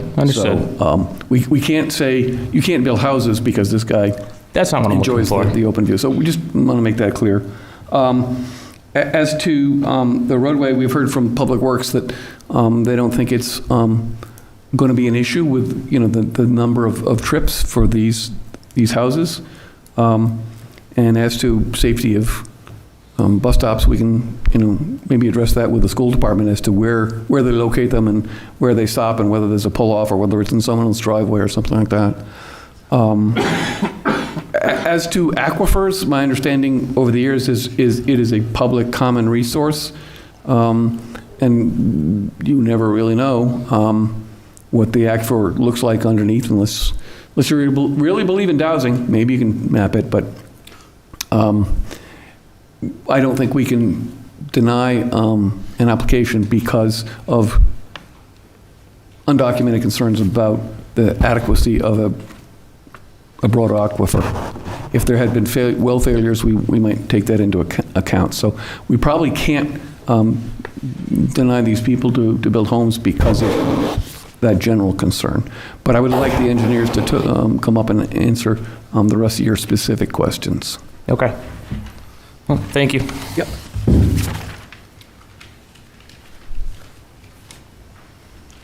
I just had one question.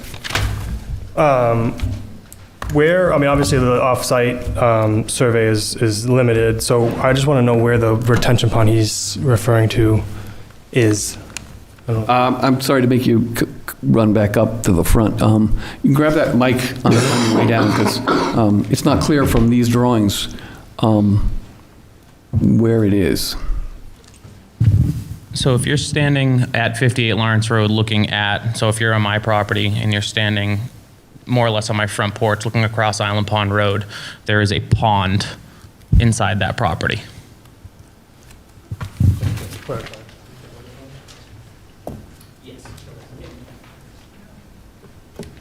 Bruce, would you, so he's talking about this one, the first wetland. Can you set the page?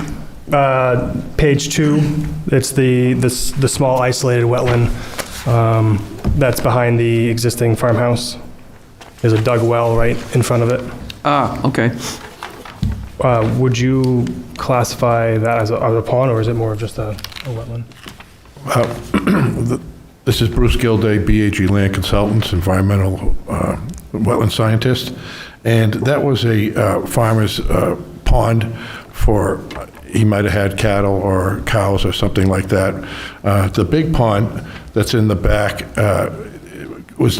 did not have access. So it's kind of like this little retaining pond that he's talking about, the abutter right here. The pipe could be clogged. The pipe should be looked at and seen if it's cleaned out so there's no backage on the abutters land. But at the same time, this little retention pond he's talking about is acting as a settling pond. It's actually collecting, and then it drains into the bigger wetland. So it's actually treating. It's another treatment of the water runoff from Island Pond Road.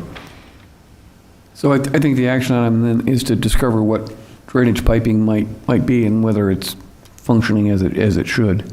But it looks like from these plans that treatment area will continue to serve its function. It's set back from, and it'll continue to serve its function. It'll hold water for deer or whatever it wants to come up and drink from it. Did we get all your questions? So we talked. That pond is, that culvert is blocked. Okay, so we gotta deal with the culvert. We can take a look at that culvert. Okay. I mean, obviously, we don't even, maybe it's even buried because our survey didn't even pick that up. So we can, we'll take a peek at that, and Okay, if it's great. clogged, we'll take care of it. Mr. Feinauer, I think you were next.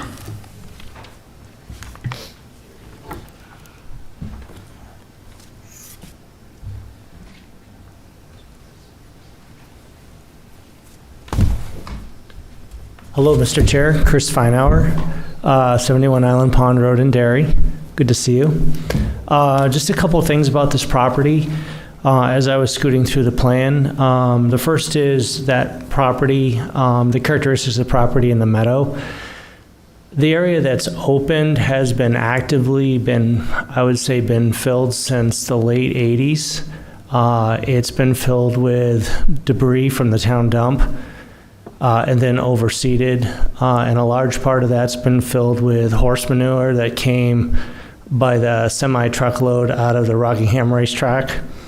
It is buried all through there and all kinds of feet deep. I know that because I've lived on Island Pond Road in that area since 1969, and in my address since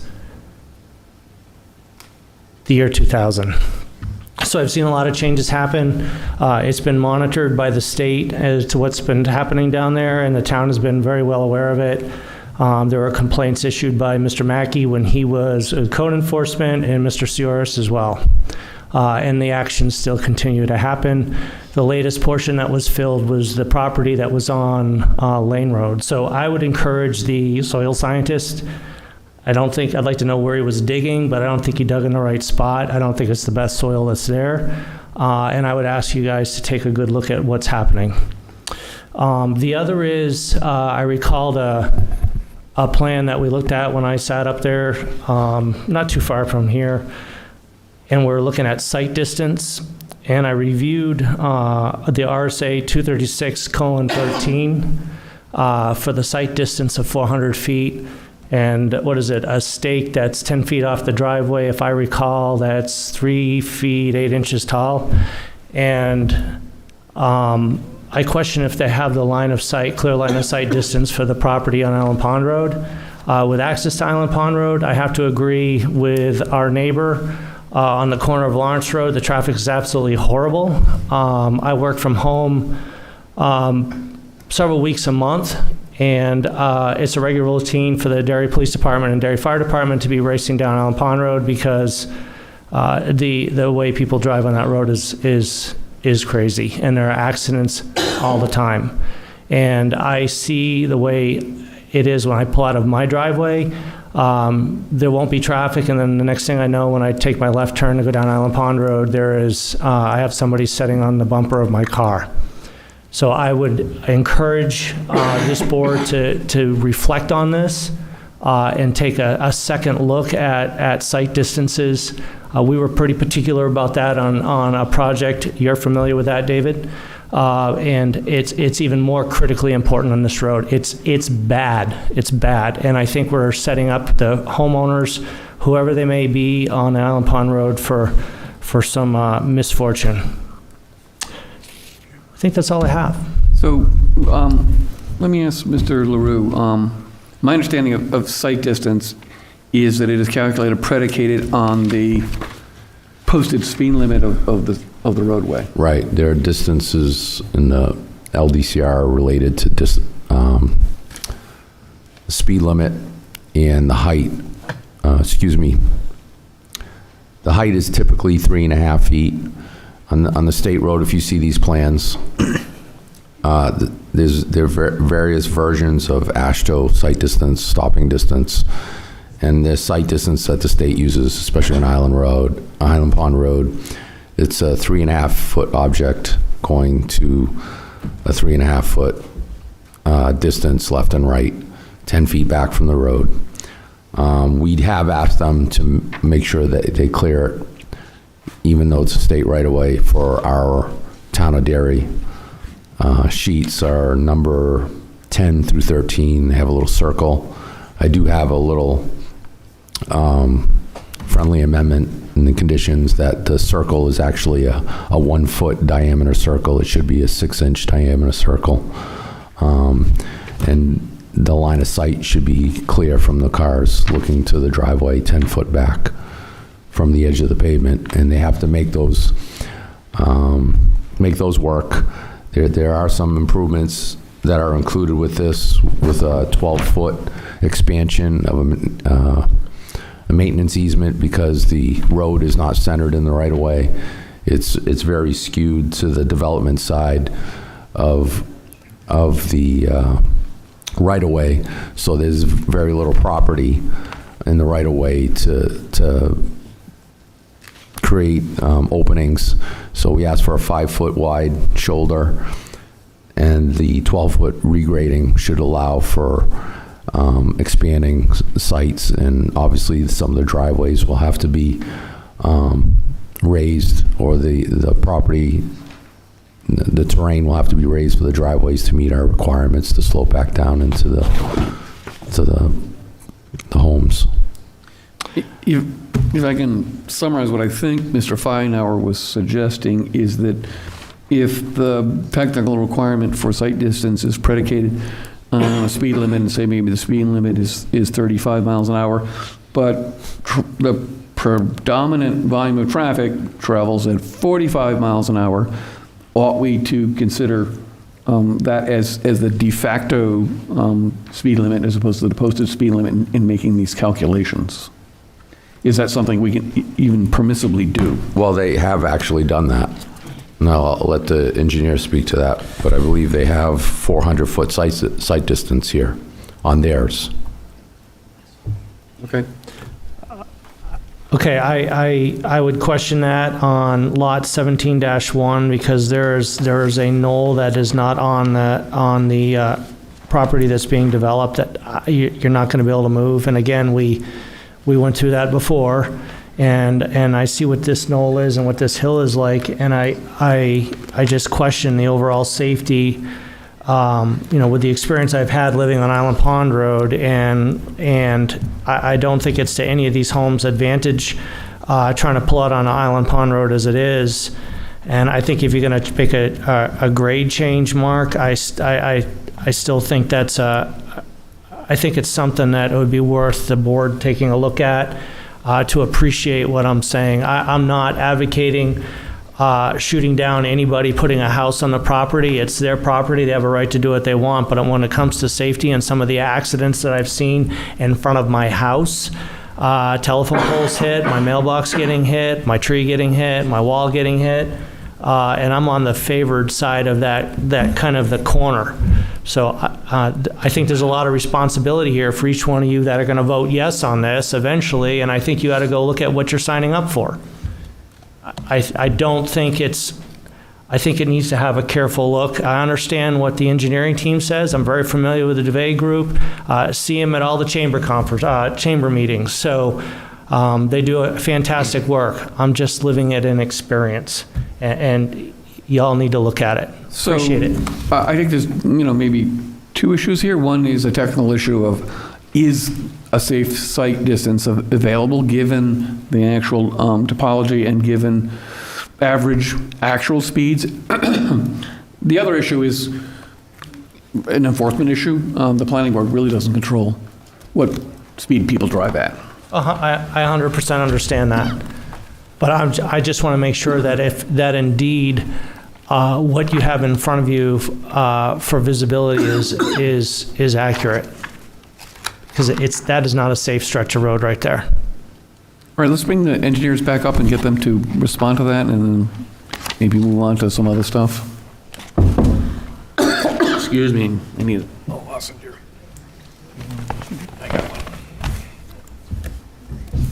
So, as the butter had mentioned, obviously there is that knoll right there on the corner of 17-1 and the, what lot is that, abutting lot 6-16.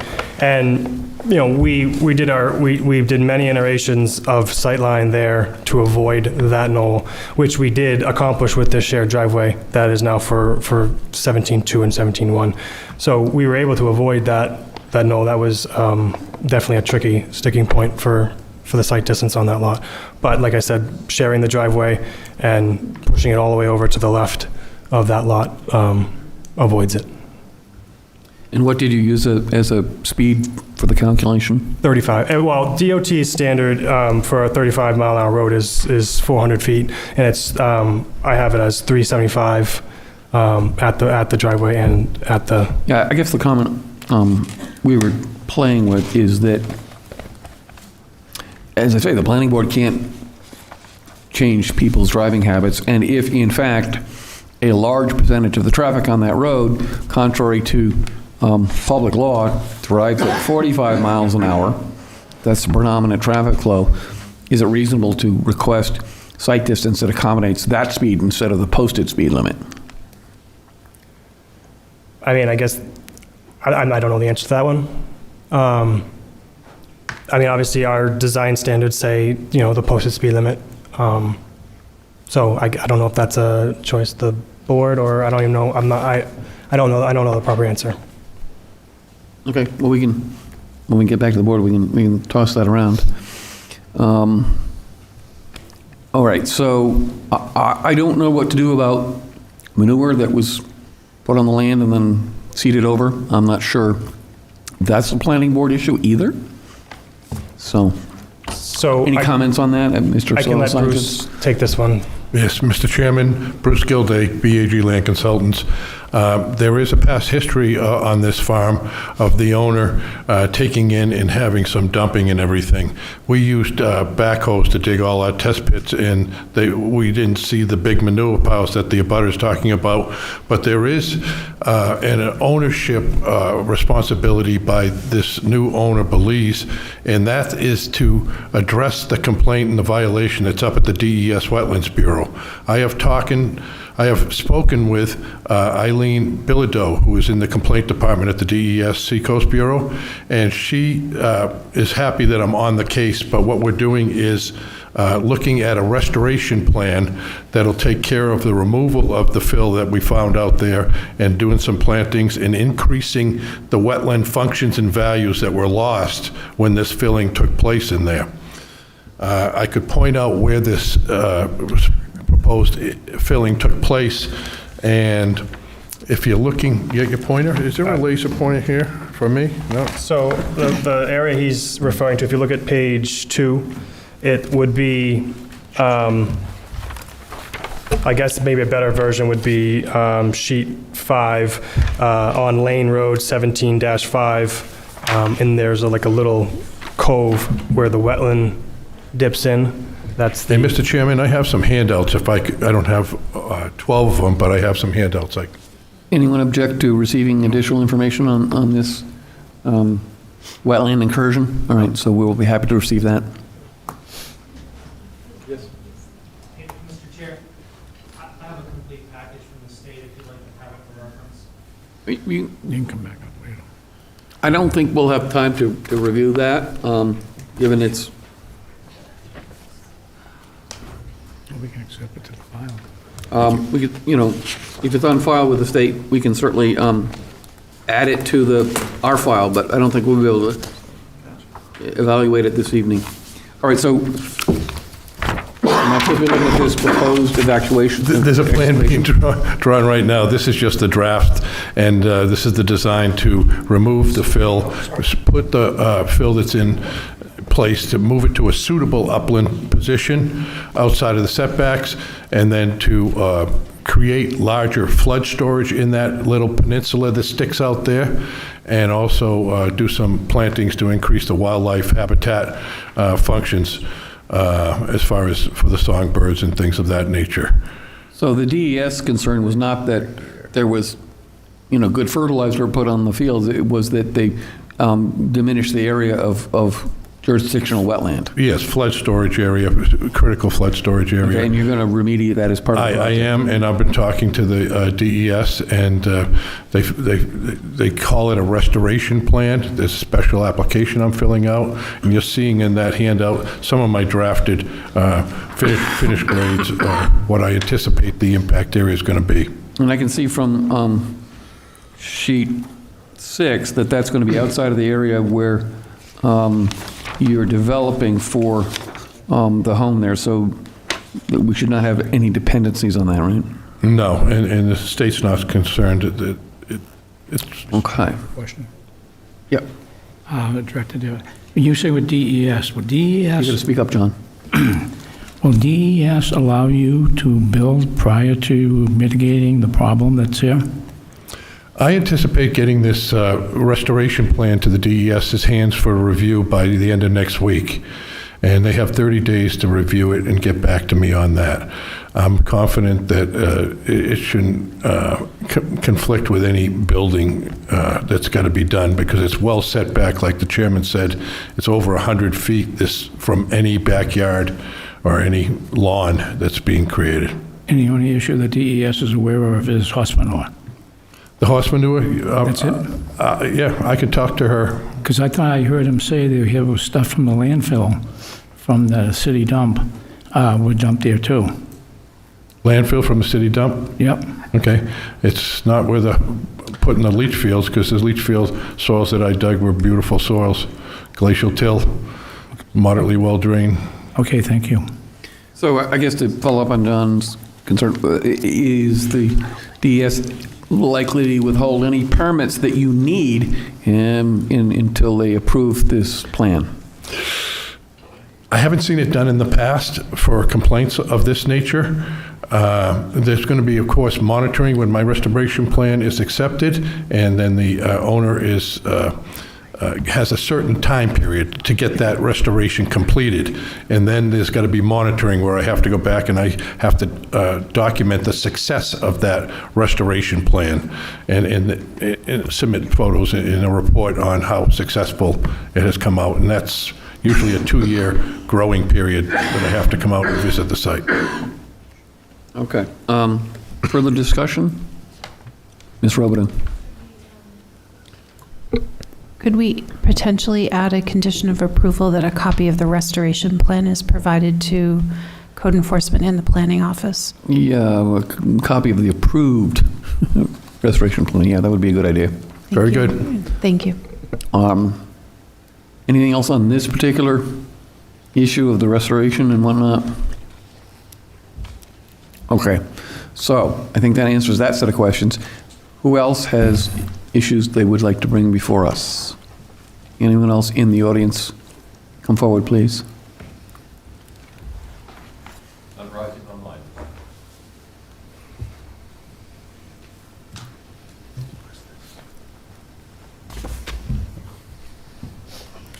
Hello, Jeff Reynolds, 64 and 66 Island Pond Road. There's a lot of history to this property, and I've lived on Island Pond Road basically my whole life at this property, 64. So I've seen what has transpired, as well as Mr. Feinauer. Mr. Nelson originally began digging gravel out of this area. Let's just be clear. No relation to me that I know of. Okay. He began digging gravel out of the area first and sold the material. That was like what happened first. A lot of it was still wooded then.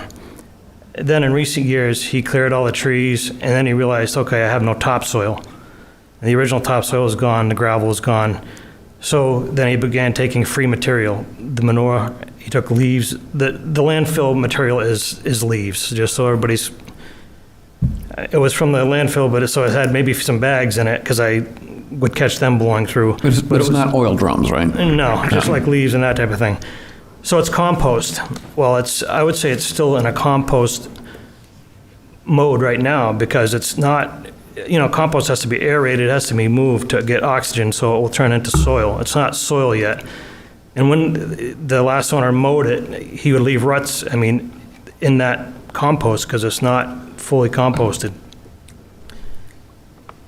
Anyway, that's a concern. I don't know when they did the test pits. They probably did them in like June of this year, which was like the driest year on record for one thing. So, and the high ground towards Allen Pond is gravelly. It's basically, there's areas of ledge even. So those test pits will be good. And they speak of it leaching or everything draining towards the wetland. Well, I don't know if that's necessarily a good thing. It's away from the road, but it's going into the watershed for the West Running Brook. And there's an ongoing unresolved wetland violation with Mr. Nelson. And Mr. Nelson they had come to an agreement of a reclamation with him, and he never executed it. He's in his 80s. I just think he just either blew it off or couldn't do it. But at that time, he was supposed to reclaim it, dig out the material, and put in, plant the wetland grasses and everything. This was never done, and it needs to be done. And it may behoove Belize Real Estate to look into that first, because that may run into some dollars to be done correctly. As to the line of sight issues, I agree with all the people that spoke earlier. It's a dangerous road. The road drops off, as they alluded to, the side of the road drops off. These driveways drop 10, 15 feet. There's nothing. There's like a 3-foot shoulder, and it's so they're going to have to do considerable filling to give someone a launch pad to try and get on Island Pond Road. You can't come out on a 45-degree angle and try and get line of sight. It's not going to work. And that's, the DOT flagged that. That's why they made them do a common variance for a common driveway, is because it wasn't safe, that last lot. I did a little math on, you can check it, but these 35 miles an hour, 400 feet is basically 7.8 seconds. So, you gotta be, you take a look and you go, and it's the same way at my house. You take a look and you go, and you've collected somebody behind you. And that's how that road, and that's at 35, and it's really an average of 45, like you said, probably speed limit. I know you have no control over that. What else did I have?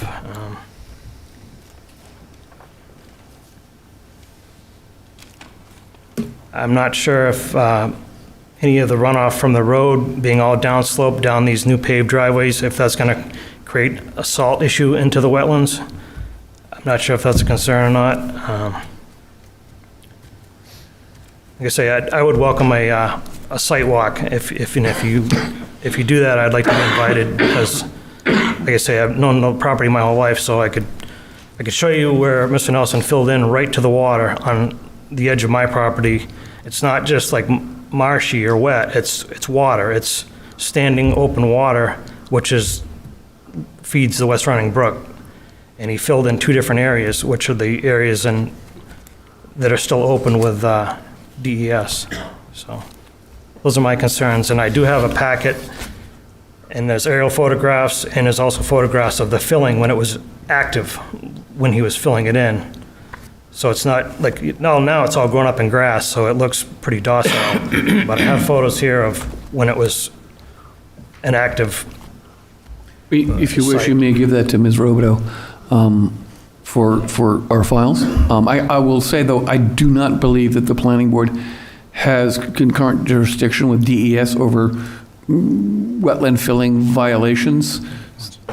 So that's not something that I won't say we're not interested in, but it's not something that we will take into consideration as part of the plan approval, because that's someone else's jurisdiction.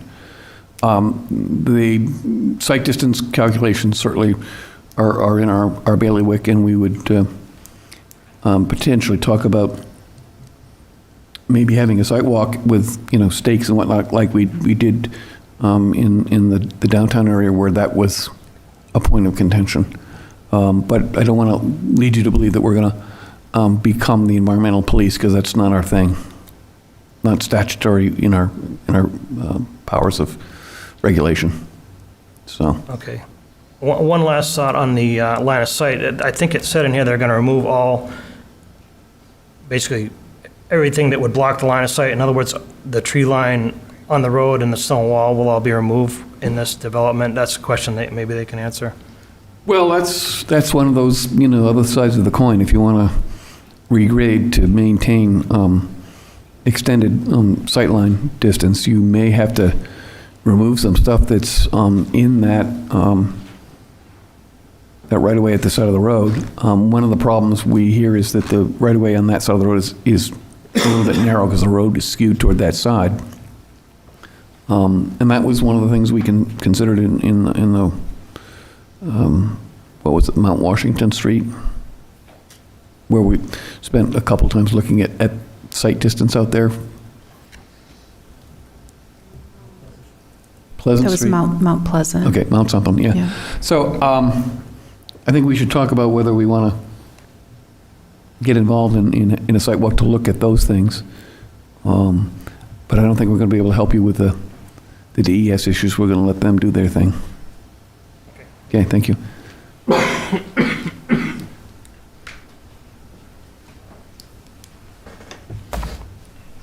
I do want to touch base on a couple of those. I think you maybe touched on it a little bit too, but the stone wall and the tree line which will more or less all be removed. That's not just for, that's more for the extension of the side of the road versus the sight line, because the stone walls aren't that tall, and 3.75 feet up, you're going to see over that stone wall anyway. So that was the main reason, because those walls are pretty close to the road.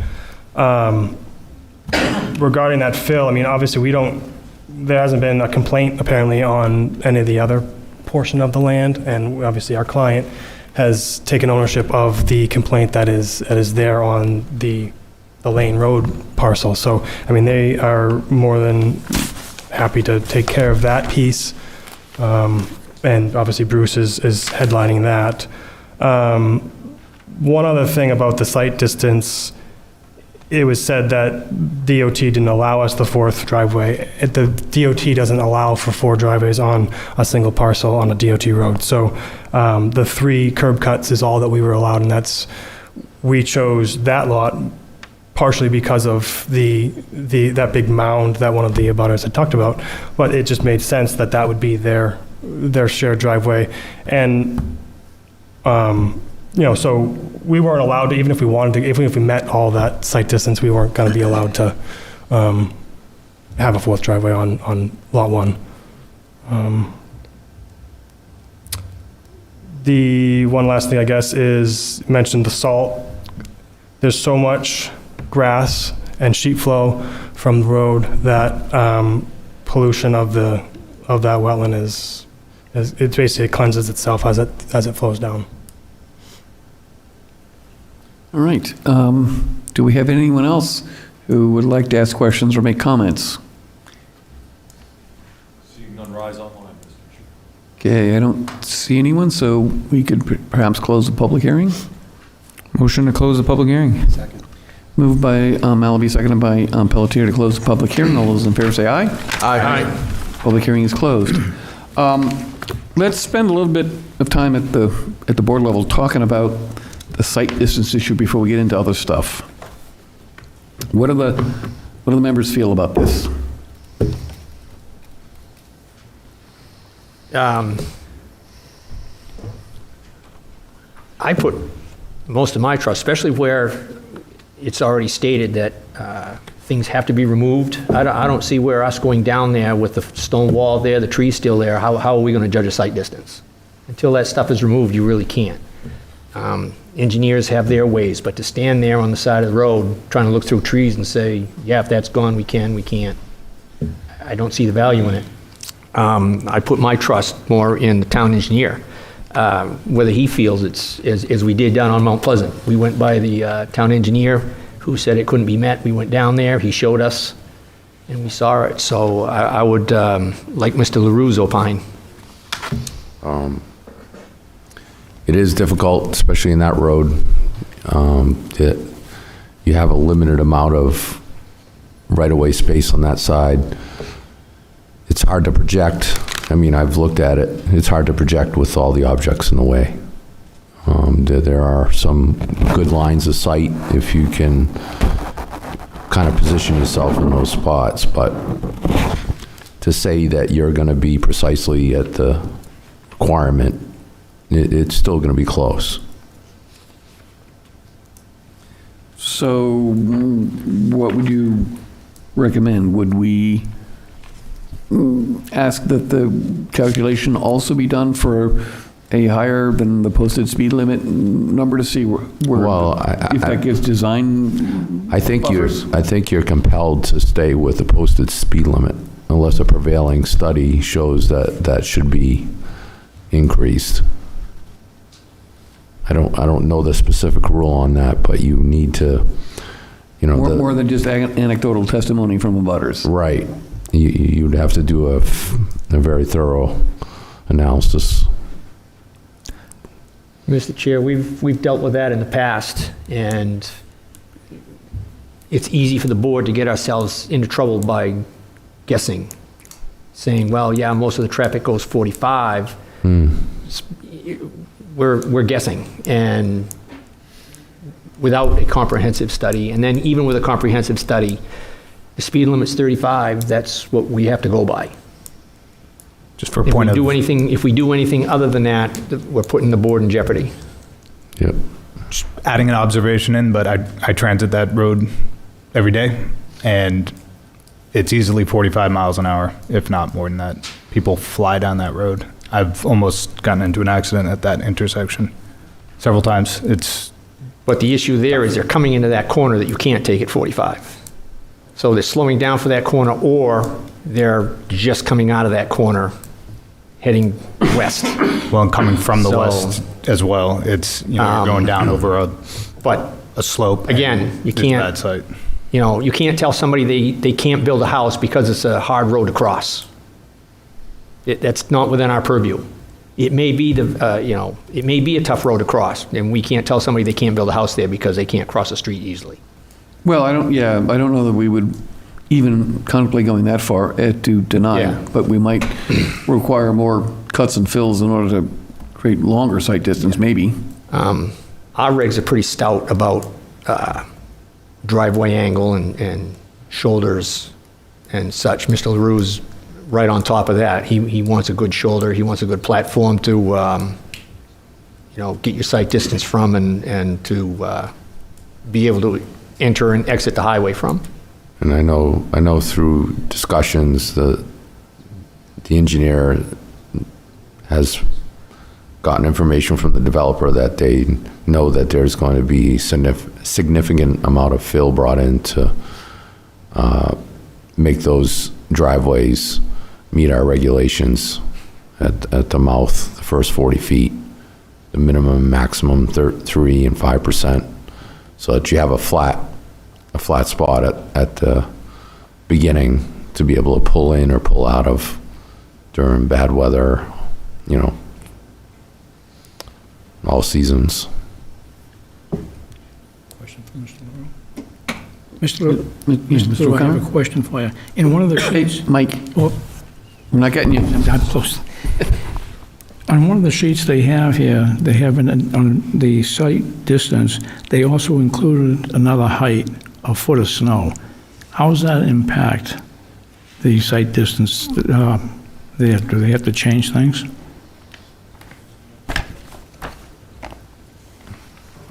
And that's on 9 or 14.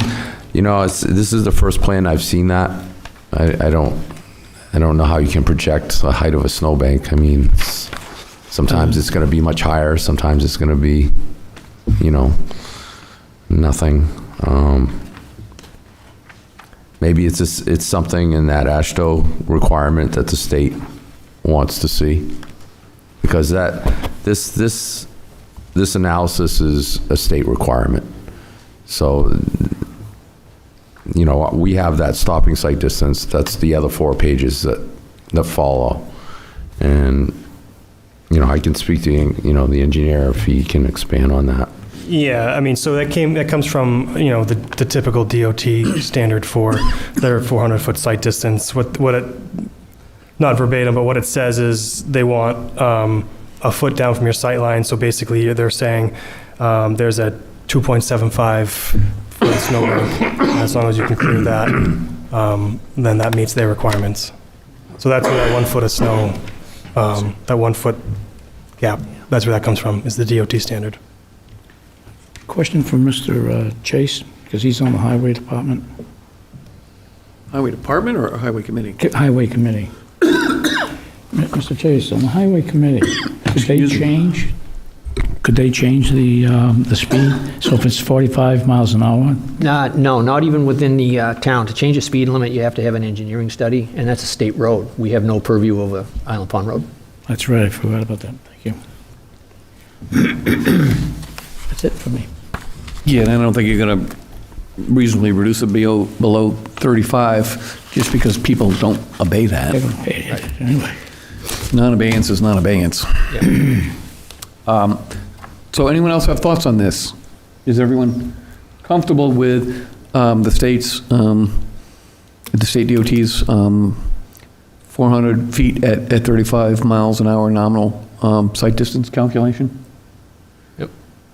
Comfortable, no. I'm not sure what recourse we necessarily have. I mean, like it just, again, from personal experience, and take it as simply a point of observation, it's tight there. And it's, people whip around the corner going east. And yeah, I mean, I'm debating on this because I don't want to necessarily open a can of worms. And if we set the precedent that we, you know, take a survey of the residents to figure out what people actually drive on the street and use that as our engineering constraints, that's probably going to affect a lot of plans. So I'm not sure that we want to go there.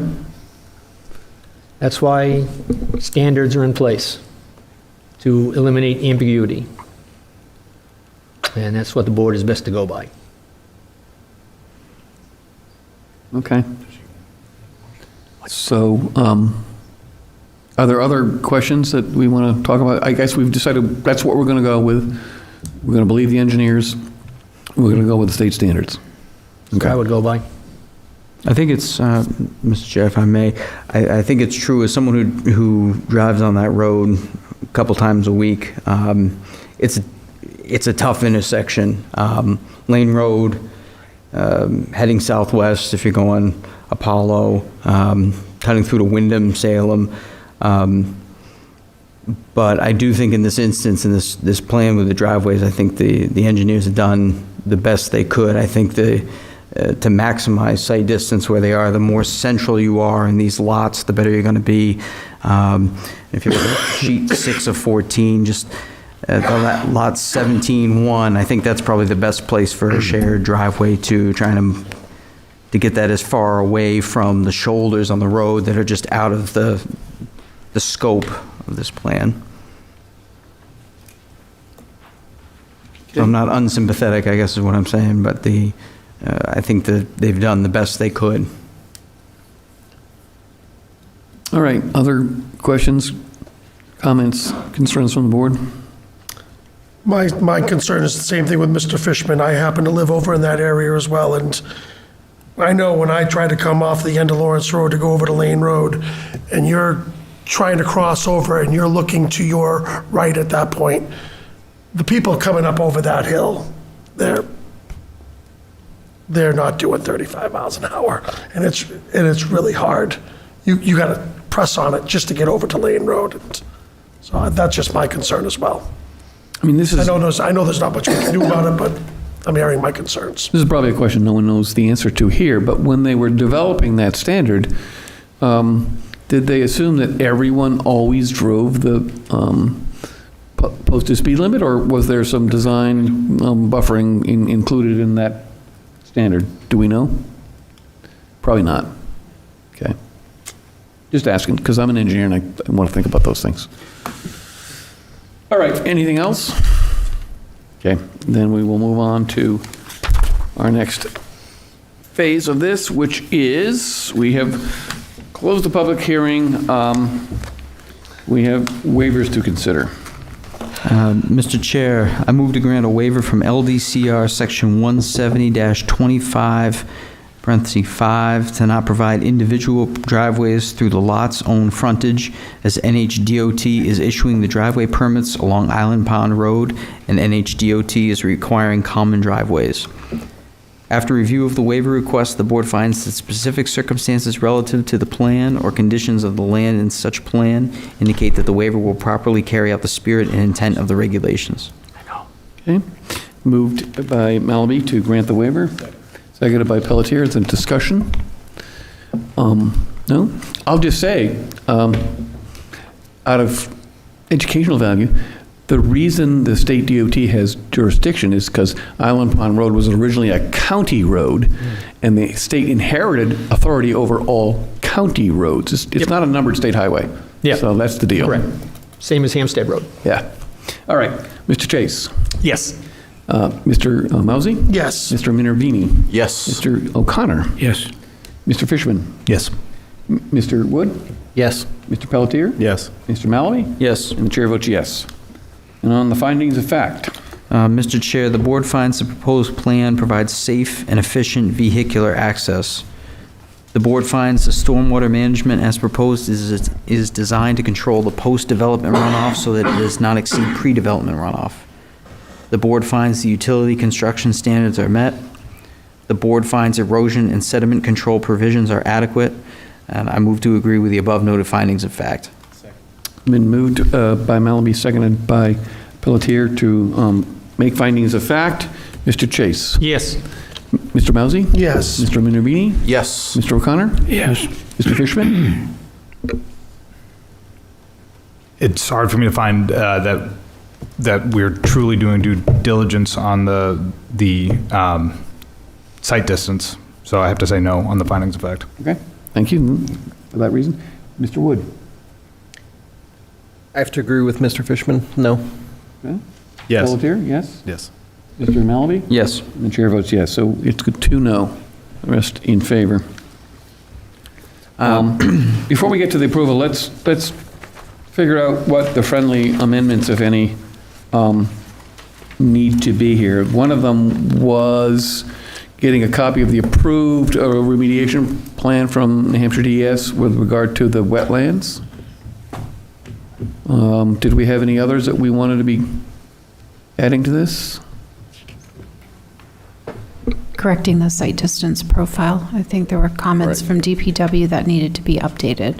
Okay, updating the site distance profile calculations per Derry DPW. Anything else? Should we address that culvert that's blocked, or is that out of our purview? Yeah, so address the culvert under Island Pond Road that drains into parcel map 6, lot 17. We're going to add a condition for the approved DES to be included in the packet. Yeah, we did that. I'm sorry. That was the first one. Sorry. Yep. Misheard. Anything else? All right, so who took, I see Mr. Malaby taking notes on all this since he's the secretary, so we'll ask you to read the... You'll have to help me out. All right, Mr. Chair, after review and deliberation of the 6-lot subdivision application for PID 06017 Belize Real Estate Holdings LLC, the board finds the applicant has satisfied the general requirements of the land development control regulations, or in cases where the regulation cannot be met, has satisfied the waiver requirements. Therefore, the motion is to approve pursuant to RSA 676:4 Roman 1 completed application with the following conditions. Subject to owner's signature, subject to on-site inspection by the town's engineer, establish escrow for the setting of bounds or certify the bounds have been set, establish appropriate escrow as required to complete the project, provide copies of the cross-access and maintenance agreements for the common driveways located on Island Pond Road, which shall be recorded at RCRD, provide copies of the drainage easement language for lots 06017-001, 002, and 003, and the drainage easement located between lots 06017-002 and 003. Provide a copy of the 12-foot wide roadway maintenance and grading easement document for the entire road frontage of Lane and Island Pond Roads. Provide a copy of the 20-foot by 30-foot access easement language. Note approved waivers on the plan. Obtain written approval from the planning director designee that the GIS submission is received and is operable and it complies with LDCR section 170-24.c. Subject to receipt of applicable state or local permits relating to the project. Conditions precedent shall be met within 6 months. Submission of the appropriate recording fees payable to the Rockingham County Registry of Deeds. This includes the $25 LCHIP fee, recording fees for the Mylar, and the notice of decision. A copy of the approved restoration plan provided from the DES. Updating the site distance profile. And the last one was about the culvert. Address the culvert running under Island Pond Road that drains into map 6, lot 17. Yes, thank you. So moved. Moved to grant conditional approval by Mr. Malby, seconded by Mr. Pelletier. Any discussion? Mr. Chase? Yes. Mr. Mauser? Yes. Mr. Minervini? Yes. Mr. O'Connor? Yes. Mr. Fishman? No, for the same reasons as in my previous objection. Mr. Wood? No, for the same reasons. Okay. Yes. Pelletier, yes. And Mr. Mauser? Yeah. Yes. Malaby? Yes. And the chair votes yes. So again, two noes. Okay. Thank you very much. Thank you. Get my agenda back. It is now 9:43. We have a lot line adjustment. Do we want to try to get that done in the remaining 15 minutes? Okay, good. Okay. So, Jacqueline S. Radford, PID 03152, 19 Kilvay Road.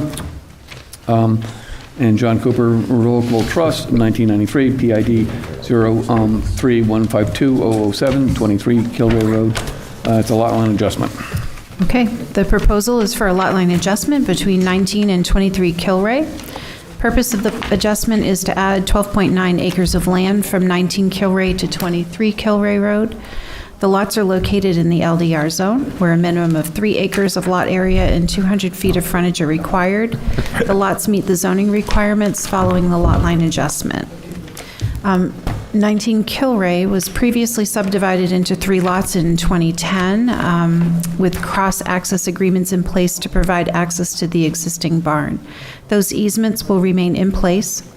If anyone had looked online, the town GIS was not updated to reflect this change in today. It only shows map 3, lot 152, and lot 3, 152-07.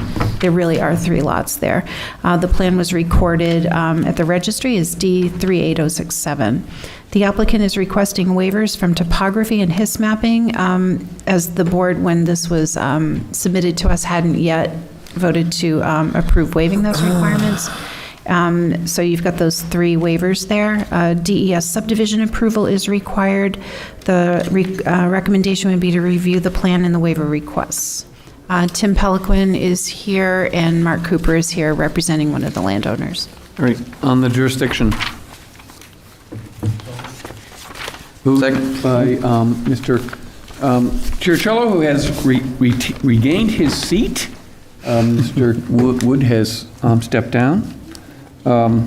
And seconded by Malaby to accept a section of lot line adjustment plan before the board for Jacqueline Radford, PID 03152, 19 Kilroy Road, and John Cooper, PID 0315207, 23 Kilroy Road. Mr. Chase. Yes. Mr. Mousy. Yes. Mr. Minervini. Yes. Mr. O'Connor. Yes. Mr. Fishman. Yes. Chair Cello. Yes. Mr. Pelletier. Yes. Mr. Malaby. Yes. And the chair votes yes. Can I have a motion to open the public hearing? So moved. Second. All those in favor say aye. Aye. Public hearing is Okay. open. Thank you so much, and thank you for hearing us at this late hour. Appreciate not having to come back, sitting through all those other ones. So good evening, my name is Tim Peliquin. I'm a licensed land surveyor. My company is Promise Land Survey, representing John Cooper Revocable Trust and Jackie Radford. Ms. Radford owns the house. That's the historic house that you might see sit up on the hill on Kilrea Road. It's a very old home. I believe one of the daughters of the Revolution, I believe, lived in that home. It's been, what the design here is to subdivide that existing house lot off, not subdivide off, but do a lot line adjustment with that house to give it exactly 3 acres, which is the minimum requirement. And John Cooper, who lives at the end of Westview, which is the abutting lot, is gaining access. He's basically compiling acreage in his backyard. These are beautiful fields in the back there. They're very high, and he's doing it for conservation purposes for himself, just protecting his lands around his house. He'll have compiled a total of 55 acres. He currently, his house sits on 8 acres at the end of Westview. But the abutting lands that he'll have acquired, including this backland, which again is a very beautiful field, that's the intent. So we're just subdividing off 3-acre existing homestead from the rest, and the backland, and all the backlands are going in association with Mr. Cooper's homestead. And that's the intent, to keep it short and sweet, so to speak, at this late hour. With that, I'll pause and answer any questions the board or members of the public would have at this time. Thank you. So I think I understand that it's going to be a parcel abutting Mr. Cooper's property. It You're is. not extinguishing that lot line, are you? That's correct. So the new lot that's behind Radford, which will comprise 12 acres, almost 13, will be added to the 14 acres that Mr. Cooper already owns, which is lot 152-7. He owns that lot already. And he also owns map 3, lot 152-5, which you'll see it as an abutter on the plan, as well as... You're not extinguishing that line. That is No, still a separate. not at this time. He may voluntarily I merge. just want to make sure that for tonight. He may voluntarily merge these lots at some point. Okay. They're under all the same ownership. So, but I will tell you, these 4 lots will now become, if he does voluntarily merge them all, will be 55 acres in total, 55.01 to be precise. All right. Did we open the public hearing? We You did. Do we have any public that wants to address this plan? Either here or in cyberspace? Oh, they cleared out. Seeing none rise. Move to close. Move to close the public hearing. Second. Moved by Chair Trill, seconded by Malamy to close the public hearing. All those in favor say aye. Aye. Aye. Public hearing is closed. So on the matter of waivers, And we could take them all together? any objection to taking them all together?